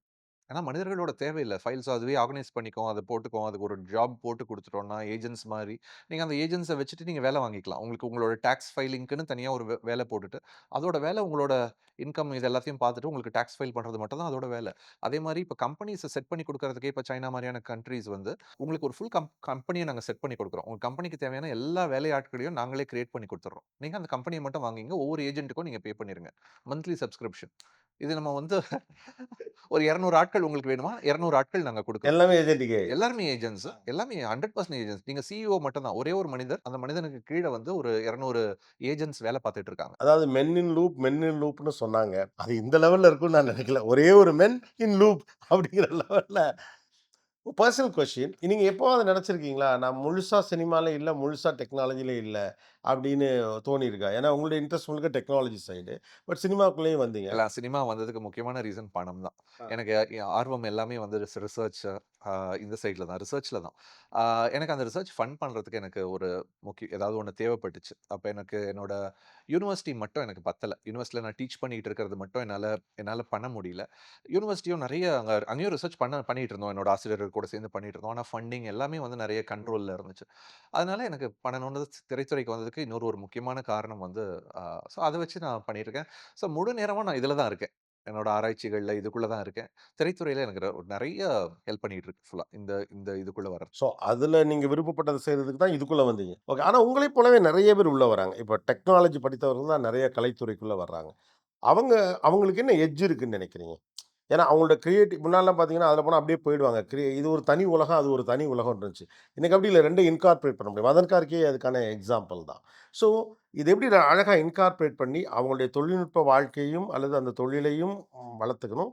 அவங்களுடைய கிரியேட்டிவ் இன்ட்ரெஸ்ட்டையும் அதிலிருந்து கிடைக்கக்கூடிய வளர்ச்சியும் பெற்றுக்கொள்ளணும். இதுக்கான சூழ்நிலை இப்ப நல்லா இருக்குன்னு நினைக்கிறீங்களா? நல்லா இருக்குன்னு நெனைக்கிறேன். எனக்கு இப்போ ஒரே ஒரு என்னன்னா, என்னென்ன பணிகள் இருக்கு? என்னென்ன பணிகள் வந்து மனிதர்களுக்கு இன்னும் இருக்கு? அப்படின்றத ஃபர்ஸ்ட்டு தேடுறதே முக்கியமான ஒரு வேலை. நம்ம எல்லாமே கல்வி நிறுவனங்கள், அரசு எல்லாமே எல்லாத்தையும் ஒரு மாநாடு மாதிரி போட்டு மனிதர்களோட அடுத்த வேலைகள் என்னலாம்? அப்படின்றத மட்டும் நம்ம நம்ம பேச வேண்டிய ஒரு காலகட்டத்தில இருக்கோம். தொழில்நுட்பம் படிச்சுட்டு வரவங்க கண்டிப்பா நான் எல்லா துறையில இருந்தும் வரணும்னு நெனைப்பேன். அதாவது ஒரு பாடல் எழுதுறதுக்கோ, வசனம் எழுதுறதுக்கோ, வெவ்வேறு துறைகள்ல இருந்து ஆட்கள் வரும்போது ஒரு எனர்ஜிய கொண்டு வருவாங்க. ஃப்ரெஷ் பார்வைய கொண்டு வருவாங்க. அந்த பார்வையே வேற மாரி இருக்கும். என்னால பார்க்க முடிஞ்சது. என்னோட ஒரு என்ஜினியரிங்ல இருந்து பண்ணும்போது, அஸ்கு அஸ்கா மாரி ஒரு பாட்டு எழுதும்போது, அந்த பாட்டுல ஒரு என்ஜினியரிங் டெர்மினாலஜிஸ வச்சு எழுத முடியும்போது, அது ரொம்ப அழகா இருந்துச்சு. அந்த எனக்கு இன்ட்ரஸ்டிங்கா இருந்துச்சு எனக்கு அது பண்றதுக்கு. வெவ்வேறு துறைகள்ல இருந்து ஆட்கள் வரும்போது நல்லாருக்கும். அது ஒரு புது எனர்ஜிய கொண்டு வரும். வேவ கொண்டு வரும். இப்ப டெக்னாலஜி யூஸ் பண்றதுல பார்த்தீங்கன்னா, அந்தந்த காலகட்டத்தில கவிஞர்கள் பயன்படுத்தியிருக்காங்க. குறிப்பா வைரமுத்து அவர்கள். நீங்க வந்து இந்த பக்கம் நீங்க செல்ஃபி பிள்ளைன்னா, "டெலிஃபோன் மணி போல் சிரிப்பவளே இவளா" அப்படின்னு அவரு அந்த அந்த காலகட்டத்தினுடைய ஒரு இதுல அத அவரே தான் கொலுசு சத்தம் அப்படின்னு சொன்னவரு. அவரே தான் "டெலிஃபோன் மணி போல் சிரிப்பவளே இவளா" அப்படின்னு சொல்லி டிஜிட்டலில் செதுக்கிய குரலா. இப்ப இதெல்லாம் அந்த பீரியடுடைய வார்த்தைகள்.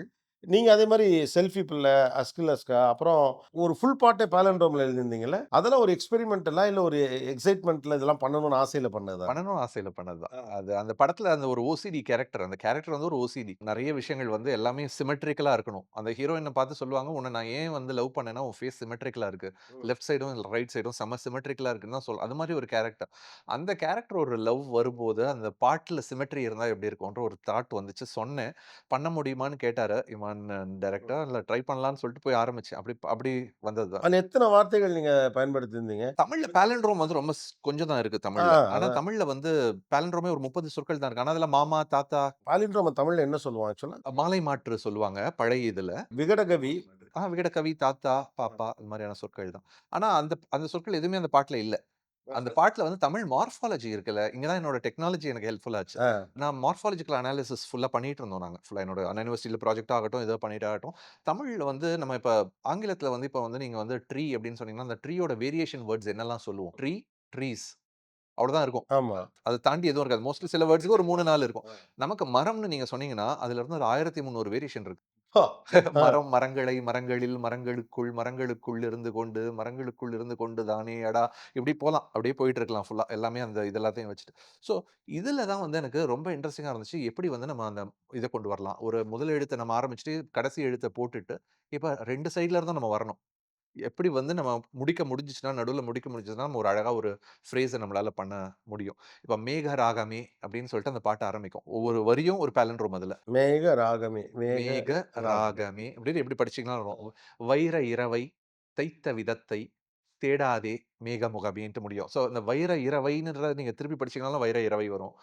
தைத்த விதத்தை அப்படின்றத நீங்க படிச்சீங்கனாலும் தைத்த விதத்தை வந்து திருப்பி வரும். ஸோ இது வந்து டெக்னாலஜிய யூஸ் பண்ணி தான் பண்ணீங்க. டெக்னாலஜி அதுல ப்ராஜெக்ட்ஸ் நெறைய பண்ணிட்டு இருந்ததுனால எனக்கு அது ஹெல்ப்ஃபுல்லா இருந்துச்சு. இப்ப ஒரு கட்டத்துலன்னா, மனிதனுடைய கற்பனையில சில நேரம் பவுண்டரி இருக்குல்ல. டெக்னாலஜி அத பிரேக் பண்ணுதுன்னு நெனைக்கிறீங்களா? கண்டிப்பா பிரேக் பண்ணும். ஓகே. ஏன்னா இதுக்கு நம்மகிட்ட அவ்வளோ வார்த்தைகள் இல்ல. ஒரு புது வேர்ட் குடுப்போம். நான் சொன்னேன்ல, அப்பா சொல்றாரு 2 வரி சொன்னேன்ல, "வார்த்தை வர காத்திருக்கும் கவிஞன் இல்லையான்ட்டு." நான் அந்த கவிஞன் இல்ல. எனக்கு வார்த்தை வரலன்னா தேடுவேன். தேடிட்டு உடனே என்னென்ன இருக்குன்னு எனக்கு சங்கர் சார் கூட செம்ம மெமரி ஒண்ணு இருக்கு. ரோபோ படத்துல, எந்திரன் படத்துல ஒரு 2வது பாடல், இன்னொரு பாடல் எழுதிட்டு இருக்கும்போது, அவர் வந்து "சார் இது முடிச்சுட்டோம், ஃபயர் புடிச்சுட்டோம், அ இது புடிச்சுட்டோம். எனக்கு இன்னும் ஒரே ஒரு வேர்ட் இருக்கும். அந்த ஒரு வேர்ட் மட்டும் ல முடியிற மாரி தமிழ்ல ஒரு வேர்ட் குடுங்க" அப்டின்னாரு. நான் வந்து இத போயிட்டு நான் சர்ச் பண்ணேன். தமிழ்ல என்னென்ன அப்பதான் அந்த டூல் எழுதினேன். தமிழ்ல. அந்த எமோனின்ற எதுகை மோனை எய்ப் இருக்கிற மாரியான ஒரு கருவி ஒண்ணு எழுதினேன். எழுதிட்டு நான் சார் தமிழ்ல இவ்வளவு தான் சொற்கள் இருக்கு. டோட்டலாவே 13 சொற்கள் தான் இதுல முடியுது. அந்த 13 சொற்கள்ல நம்ம 2 பயன்படுத்திட்டோம். இன்னும் ஒரே ஒரு சொல் தான் இருக்கு. இதுவும் வந்து இந்த இதுல வந்து ஒட்டல. இந்த கான்செப்ட்ல ஒட்டல. அதனால வேணாம் சார். பண்ண முடியும். யாராலயும் பண்ண முடியாது சார் அப்டின்ட்டு. அப்ப அந்த அங்கேயே முடிஞ்சுச்சு. ஸோ இதுதான் வந்து டிஃபரன்ஸ் வந்து எனக்கு தெரியல அப்டின்னு சொல்றதுக்கும், யாராலயும் பண்ண முடியாதுன்றதுக்குமான டிஃபரன்ஸ டெக்னாலஜி அந்த நம்பிக்கைய குடுக்குது. ஓ! ஓகே. ஸோ எனக்கு தான் தெரியலையா? இல்ல யாராலயும் பண்ண யாராலயும் முடியாதா? பண்ண முடியாது. ஒரு வேலைக்கு நீங்க போறீங்க. அந்த வேலைக்கு போம்போது ஒரு ப்ராஜெக்ட் குடுக்குறாங்க. அந்த ப்ராஜெக்ட்ட வந்து குடுக்கும்போது, ஒரு கொஸ்டின் இல்லங்க என்னால சால்வ் பண்ண முடியலன்ட்டு 100 பேர் சொல்லிட்டு போறாங்க. ஆனா ஒரே ஒருத்தன் மட்டும் இல்ல சார் இது என்னால இல்ல. யாராலயும் இந்த உலகத்துல சால்வ் பண்ண முடியாது. இப்ப இருக்கிற மெஷின்ஸ் எந்த மெஷின்ஸாலயும் அத சால்வ் பண்ண முடியாது. மேபி ஃபியூச்சர்ல பண்ண முடியலாம். அப்படி சொல்லும்போது அவனுக்கு தான் நான் வேலை குடுப்பேன். ஆமா. ரைட். என்னால முடியுமா? முடியாதா? யாராலயுமே முடியாமலும் அதுதான் அறிவு. ஆ வாவ்! இல்ல இது ஒரு நல்ல விஷயமா இருக்குல்ல. ஸோ இப்ப இப்படியே கூட அத பொயட்டிக்கா நம்ம புரிஞ்சுக்கலாம். வார்த்தை வர காத்திருக்கும் கவிஞன் இல்லையா ஒரு இடம்னா, வார்த்தை தேடி அத பிடிக்கிற ஒரு கவிஞன். அல்லது இதுக்கு வார்த்தையே இல்லை என்று கண்டுபிடிக்கிற ஒரு கவிஞன். அப்போ வந்து you are lyric engineer man. ஐயோ! அது என்ஜினியரிங் என்னோட ஏரியா. ரிசர்ச் எனக்கு பிடிச்ச ஏரியா ரிசர்ச். சில சமயத்துல சொற்கள் இருக்காது. எனக்கு வந்து அஸ்கிலஸ் காப்பாட்ல தேஜாவு கனவில் தீமூட்டினாய்ன்னு ஒண்ணு வரும். தேஜாவுன்றது வந்து ஒரு அந்த திருப்பி ஒரு நடந்த விஷயம் திருப்பி நடக்கிற மாதிரியான ஒரு எனக்கு இன்னொரு ஒரு பாட்டுல அது தேவைப்பட்டுச்சு. "எனை நோக்கி பாயும் தோட்டால" ஒரு பாட்டு எழுதிட்டு இருக்கும்போது தேவைப்பட்டுச்சு. ஏன்னா எனக்கு தேஜாவு வேணாம். ஏன்னா அது ரொம்ப அழகான தமிழ் பாடல். எனக்கு ஆங்கில சொற்கள், பிரெஞ்சு சொற்கள் எதுவுமே வேணாம். எனக்கு தமிழ் வேணும்னு. அப்ப தமிழ்ல அதுக்கான சொல் இல்ல. அப்ப சொல் இல்லன்னோன அதுக்கான சொல்ல உருவாக்கிட்டு, அத அகராதியில இணைச்சுட்டு, அந்த சொல்ல எடுத்து பயன்படுத்தணும். மீன் நிகழுணர்வு அப்படின்றதா என்னது? மீ நிகழுணர்வு. மீ நிகழ் உணர்வு. மீண்டும் நிகழும் நிகழும் உணர்வு. உணர்வு. மீ நிகழ் உணர்வு. மீ இது நிகழுணர்வு. மாரி நீங்க உருவாக்குன உங்களுக்கு ரொம்ப பிடிச்ச வார்த்தைகள். பனிக்கூழ் மாரி, மீ நிகழ் உணர்வு மாரி. இலைக்கசி ஒளி. அ இலைக்கசி ஒளி. இலை கசி ஒளி. இது கோமோரெபி அதான் வந்து ஒரிஜினல் வேர்டு. அந்த ஒரிஜினல் வேர்டு வந்து பொருள் வந்து என்னன்னா, இலைகள் வழியா லீக் ஆயி வந்து முகத்துல படுற கீழ வந்து வர ஒளி, சூரிய ஒளி. அந்த இலை வழியா கசியிற அந்த ஒளி வந்து இலைக்கசி ஒளி. இலை கசி ஒளி. இது மாதிரியான சொற்கள்லாம் நெறைய சொற்கள் ஒரு ஒரு சின்னதா ஒரு 10 வார்த்தைகள் நமக்கு சொல்ல முடியுமா? இலைக்கசி ஒளி, பனிக்கூழ். திரைப்படங்கள்ல பயன்படுத்தின சொற்கள். திரைப்படங்கள்ல மட்டும் இல்ல. உங்க அகராதியில நீங்க கொண்டு வந்து சேர்த்த எனக்கு வந்து ஒரு வார்த்தை ரொம்ப பிடிக்கும். நான் ரொம்ப நாளா ஒரு முறை தேடிக்கிட்டே இருப்பேன். அடிச்சு நொறுக்கி, பின்னி எடுத்து இப்படின்னு ஒண்ணு இருக்குல்ல. இதுக்கு ஒரு ஒற்றை வார்த்தை. ஒரு முறை ஆனந்த விகடன்ல படிக்கும்போது அதகளம்னு ஒரு வேர்ட் போட்டிருந்தாங்க. எனக்கு ரொம்ப ஆச்சரியமா இப்ப நான் வந்து வார்த்தைகள் வந்து யாராவது எங்கேயாவது பேசும்போது எடுத்து சேர்த்துப்பேன். அதகளம், திசை வழி. இதெல்லாம் யாராவது எங்கேயாவது பேசும்போது கிடைக்கக்கூடிய வார்த்தைகள் தான். ஆனா என்னன்னா, தொடர்ச்சியாக பேசுகிறப்ப இந்த வார்த்தை இயல்பாயிரும். வணக்கம் எனக்கு தெரிஞ்சு முன்னால ரொம்ப குறைவானவங்க சொன்னாங்க. இப்ப ரொம்ப சகஜமா சொல்றாங்க. மகிழ்ச்சி இப்ப ரொம்ப சாதாரணமா மகிழ்ச்சி அப்படின்னு சொல்றாங்க. நலமா? அப்படிலாம் ரொம்ப சாதாரணமா கேட்குறாங்க. ஸோ அது மாதிரி சில வார்த்தைகள் தொடர்ச்சியாக பிரயோகப்படுத்தப்படுறபோது, இதுதான் அதனுடைய வார்த்தை போல் இருக்குன்னு ஆரம்பிக்கிறவன், அதுதானே வார்த்தைன்னு தொடருவான். ஸோ இது மாரி வேறு 2, 3 வார்த்தைகள். நெறைய சொற்கள் சொல்லலாம். ஏன்னா நாங்க பண்ணிட்டு இருக்கோம். நட்புறப்படுத்து, நட்புறப்படுத்து, நட்புறப்படுத்து, friend zone. Friend zone. Okay. அப்ப நம்ம ஜென்ஸிக்குள்ள போலாம். ஏன்னா இதெல்லாம் இந்த ஏரியாக்குள்ள வந்துருச்சு. வேற லெவல். இதுக்கு ஒரு நல்ல வார்த்தை சொல்லலாமா? ஏன்னா எங்க போனாலும் வேற லெவல். வேற லெவல் அது ரொம்ப இதுதான். வேற பாதி தமிழ் தான். லெவலுக்கு தளம் பயன்படுத்தலாம். இல்ல கட்டம் பயன்படுத்தலாம். வேற கட்டத்துக்கு போயிட்டான் அப்டின்னுவாங்க. இல்ல வேற தளத்துக்கு வேற போயிட்டான். தளத்துக்கு. வேற தளம் இது ரொம்ப அழகா இருக்கும். வேறு தளம். ஆமா. ஜோன் அவுட் ஆயிட்டேன் அப்படிங்கிறாங்க. ஜோன் அவுட் வந்து நம்ம பேசிட்டு இருக்கும்போது திடீர்னு அந்த இதுக்கு போயிறது. அந்த ஒரு ஃபோக்கஸ் போயிறது. குவி இழத்தல். புவி இழத்தல். குவி இழந்துட்டேன். பேசும்போது நீங்க பேசிட்டு இருந்தீங்கன்னா, நான் அப்படியே குவி இழந்துட்டேன். கொஞ்சம் திருப்பி சொல்றீங்களா? அப்படின்னு நான் கேட்கலாம். ஓகே. ஜோன் அவுட் ஆயிட்டேன். குவி இழத்தல். குக்ட் அப்படிங்கிறாங்கல்ல. குக் வந்து 2 பொருள் இருக்கு. குக் வழக்கமா சமையலுக்கான திங் இல்லாம செதுக்கி இருக்கான்றதுக்கு சொல்லுவாங்க. ஆமா, ஆமா. குக் சூப்பரா ஹி ஹஸ் பண்ணுங்க. குக்ட் இட் மேன் அப்படின்னுவாங்க. அப்படின்னா செமையா செதுக்கி இருக்கான்னு சொல்லலாம். இல்ல இன்னொரு பொருள் இருக்கு குக்டுக்கு. காலி. இது ஒழிதலே பயன்படுத்தலாம். ஒழிஞ்சேன்டா ஆ அப்படின்னு. ஒழிதல். ஐ அம் குக்ட் அப்படின்னுவாங்க. அதுக்கு நான் ஒழிஞ்சேன் அப்படின்னுவாங்க. அது அது சொல்லலாம். ஒழிஞ்சேன். நான் எல்லா சொல்லும் புதுசா பயன்படுத்தணும்னு அவசியம் இல்ல. நம்ம இலக்கியங்கள்ல அத்தன சொற்கள் இருக்கு. தமிழ் இலக்கியங்கள்ல பழைய சொற்கள்லாம் அதையும் நம்ம இப்ப கொண்டு வந்து பயன்படுத்த ஆரம்பிக்கலாம் இதுக்கெல்லாம். அப்புறம் வந்து கோஸ்டிங். கோஸ்டிங் வந்து அவங்க திடீர்னு மறைஞ்சு போயிடுறது. அதாவது ஏதாவது பேசிட்டு இருப்பாங்க. டக்குனு ஆள் காணாம போயிடுறது. ஆ ஆவியாதலே கரெக்ட்டா இருக்குது. ஆவியா ஆவியாதல். கோஸ்டிங். WhatsAppல மெசேஜ் போட்டுட்டே இருந்தான். ஆவி ஆயிட்டான். அவ்வளவுதானே. கூலா சிம்பிளா சொல்லிட்டு போலாம். ஆவியாகி விட்டான்ல இவன் ஆவியாயிட்டான். ஆவி ஆயிட்டான். ஓகே. சிச்சுவேஷன்ஷிப். சூழல் உறவு. சூழல் உறவு. ஆஹா! அந்த சூழலுக்கு தேவையான அந்த ஒரு உறவு. ஓகே. ஏன்னா இப்ப ரிலேஷன்ஷிப் ரிலேட்டடா தான் நெறைய வேர்ட்ஸ் வருது. ஸோ சூழல் உறவு, சிச்சுவேஷன்ஷிப். தென் பெஸ்டி என ரொம்ப பரவலாக பயன்படுத்தப்படக்கூடிய வார்த்தை. பெஸ்டி கொஞ்சம் ட்ரிக்கி.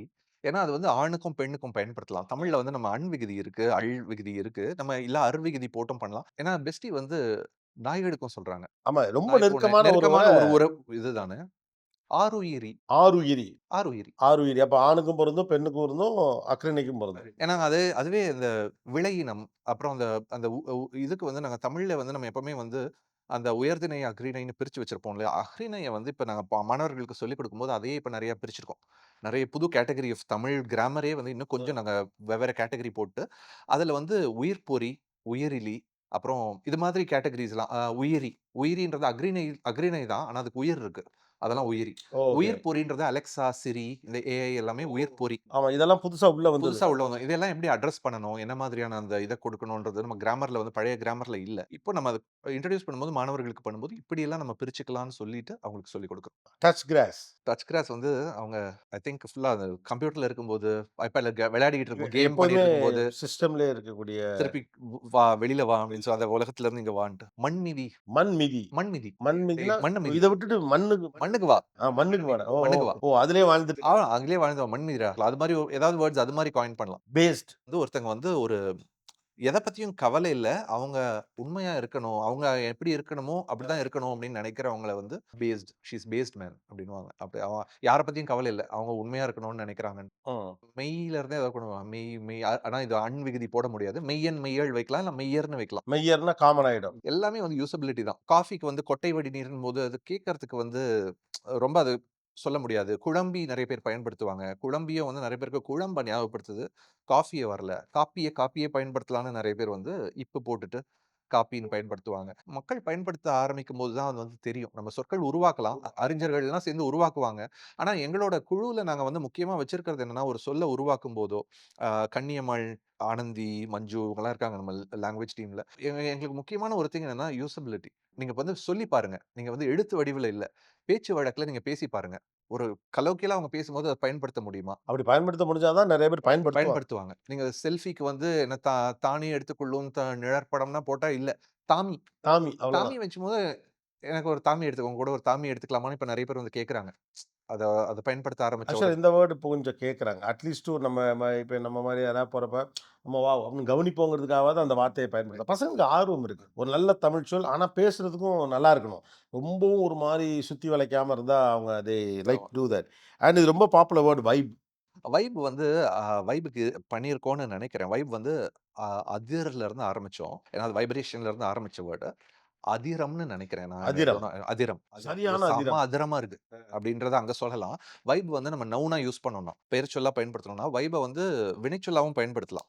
வைபிங் அப்படின்ற மாதிரியான மீனிங்ல நம்ம வந்து ஐ அம் வைபிங் டு திஸ் சாங்னும் போது அப்ப அப்ப அதிரம் பயன்படுத்த முடியாது. அதுக்கு அதிர் பாய்தல் இல்ல அதிர்வசைதல். அந்த அதிர்வசைதல். பாட்டோட அதிர்வசைஞ்சுகிட்டு இருந்தேன். அந்த பாட்டோட அதிர்பாஞ்சுகிட்டு இருந்தேன்.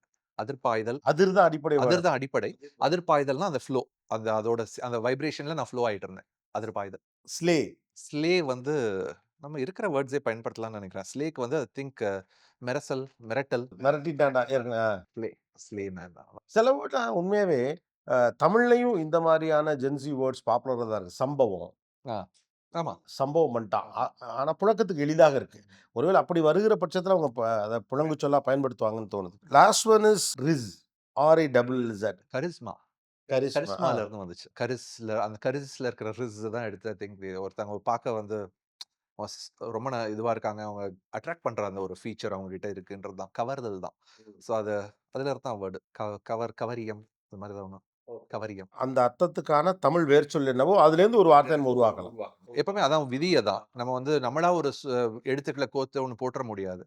வேர்ச்சொல் என்ன? அந்த வேர்ச்சொல்ல இருந்து தமிழ் வேர்ச்சொல்லா இருக்கணும். அந்த தமிழ் வேர்ச்சொல்ல இருந்து நம்ம எடுத்து எப்படி நம்ம கொண்டு வரணும்? மிகச்சிறப்பான ஒரு ஒரு நல்ல கலந்துரையாடல் மாரி எனக்கு ஒரு ஃபீல் இருந்தது. என்ன மொழியை உணர்வாக பார்த்தல் அந்த இடத்திலிருந்து தாண்டி அத வந்து லாஜிக்கா கவனிச்சு ப்ராக்ரஸ்க்கான ஒரு ஆப்பர்ச்சுனிட்டி அத பில்ட் பண்றது. இந்த தலைமுறைக்கு ஏற்றார் போல இதை கொண்டு போய் சேர்ப்பதற்கு தொழில்நுட்பத்தை சரியாக பயன்படுத்துதல்னு ஒரு நல்ல ஒரு வரிசையில நீங்க இயங்கிட்டு இருக்கீங்க. தொடர்ச்சியா நீங்க இத செய்யணும். அகைன் ஒரு கவிஞர் தொழில்நுட்ப வல்லுனராக இருப்பதில் அல்லது ஒரு தொழில்நுட்ப வல்லுனர் கவிஞராக மொழி ஆர்வலராக இருப்பதில் இருக்கக்கூடிய அட்வான்டேஜ் என்னங்கிறது மதன் கார்க்கியோடு பேசும்போது தெரிகிறது. பணி சிறக்க வாழ்த்துக்கள். ரொம்ப நன்றி. எனக்கும் ரொம்ப அழகா இருந்துச்சு இந்த உரையாடல். ஏன்னா, இவ்வளோ மொழிய பத்தி இவ்வளவு ஆழமா நெறைய நேர்காணல்கள் போம்போது, எப்பவுமே திரைப்பாடல்கள் பத்தி, எனக்கு வந்து நடிகர்கள் பத்தி, இசையமைப்பாளர்கள் பத்தி இப்படியே பேசிட்டு போயிருவோம். இது மாரியான வாய்ப்பு வந்து நெறைய சமயத்துல கிடைக்காது சொல்லணும் அப்படின்னும்போது. நீங்க ரொம்ப ஆழமா இருந்துச்சு. நெறைய கேள்விகள் நீங்க கொண்டு வந்தது. எல்லாத்தையும் பேலன்ஸ் பண்றீங்க. அழகா பேலன்ஸ் பண்றீங்க. அப்புறம் கொஞ்சம் அப்படியே ஒரு லைட்டா ஹார்ட்டடா சிலது போறோம். சிலது ரொம்ப சீரியஸான டாபிக்ஸ் போறோம். முக்கியமான கேள்விகள் நீங்க வச்ச எல்லா கேள்விகளும் இந்த சமூகத்துக்கு இருக்கிற கேள்விகள். நான் தொடர்ந்து பார்த்துட்டு இருக்கேன் உங்களோட எல்லா பணிகளும். நீங்க தொடர்ந்து பண்ணுங்க. இன்னும் நெறைய பேர் இது மாரி உலகத்துல இருக்கிற அறிவெல்லாம் இங்க தமிழுக்கு கொண்டு வாங்க. அதே மாரி நம்ம தமிழர்கள் பண்ணிட்டு இருக்க நெறைய விஷயங்கள உலகத்துக்கு எடுத்துட்டு போங்க. ரொம்ப நன்றி மதன் கார்க்கி. ரொம்ப நன்றி. Thank you. மதன் கார்கி எனும் நான். டைட்டில் ஸ்பான்சர்ஸ் சத்யா குலுகுலு AC offer, RSoft R2, AICRM plus 12 growth tools for builders. உங்கள் சத்யாவின் full moon sale up to 70% தள்ளுபடி. ஏசி விலை 2ஆம் தேதி முதல் 15% வரை உயர்கின்றது. இப்போதே ஏசி வாங்கி பணத்தை சேமியுங்கள். Automate and grow your business 10 times bigger and faster. Introducing RSoft R2 Realtors Robo.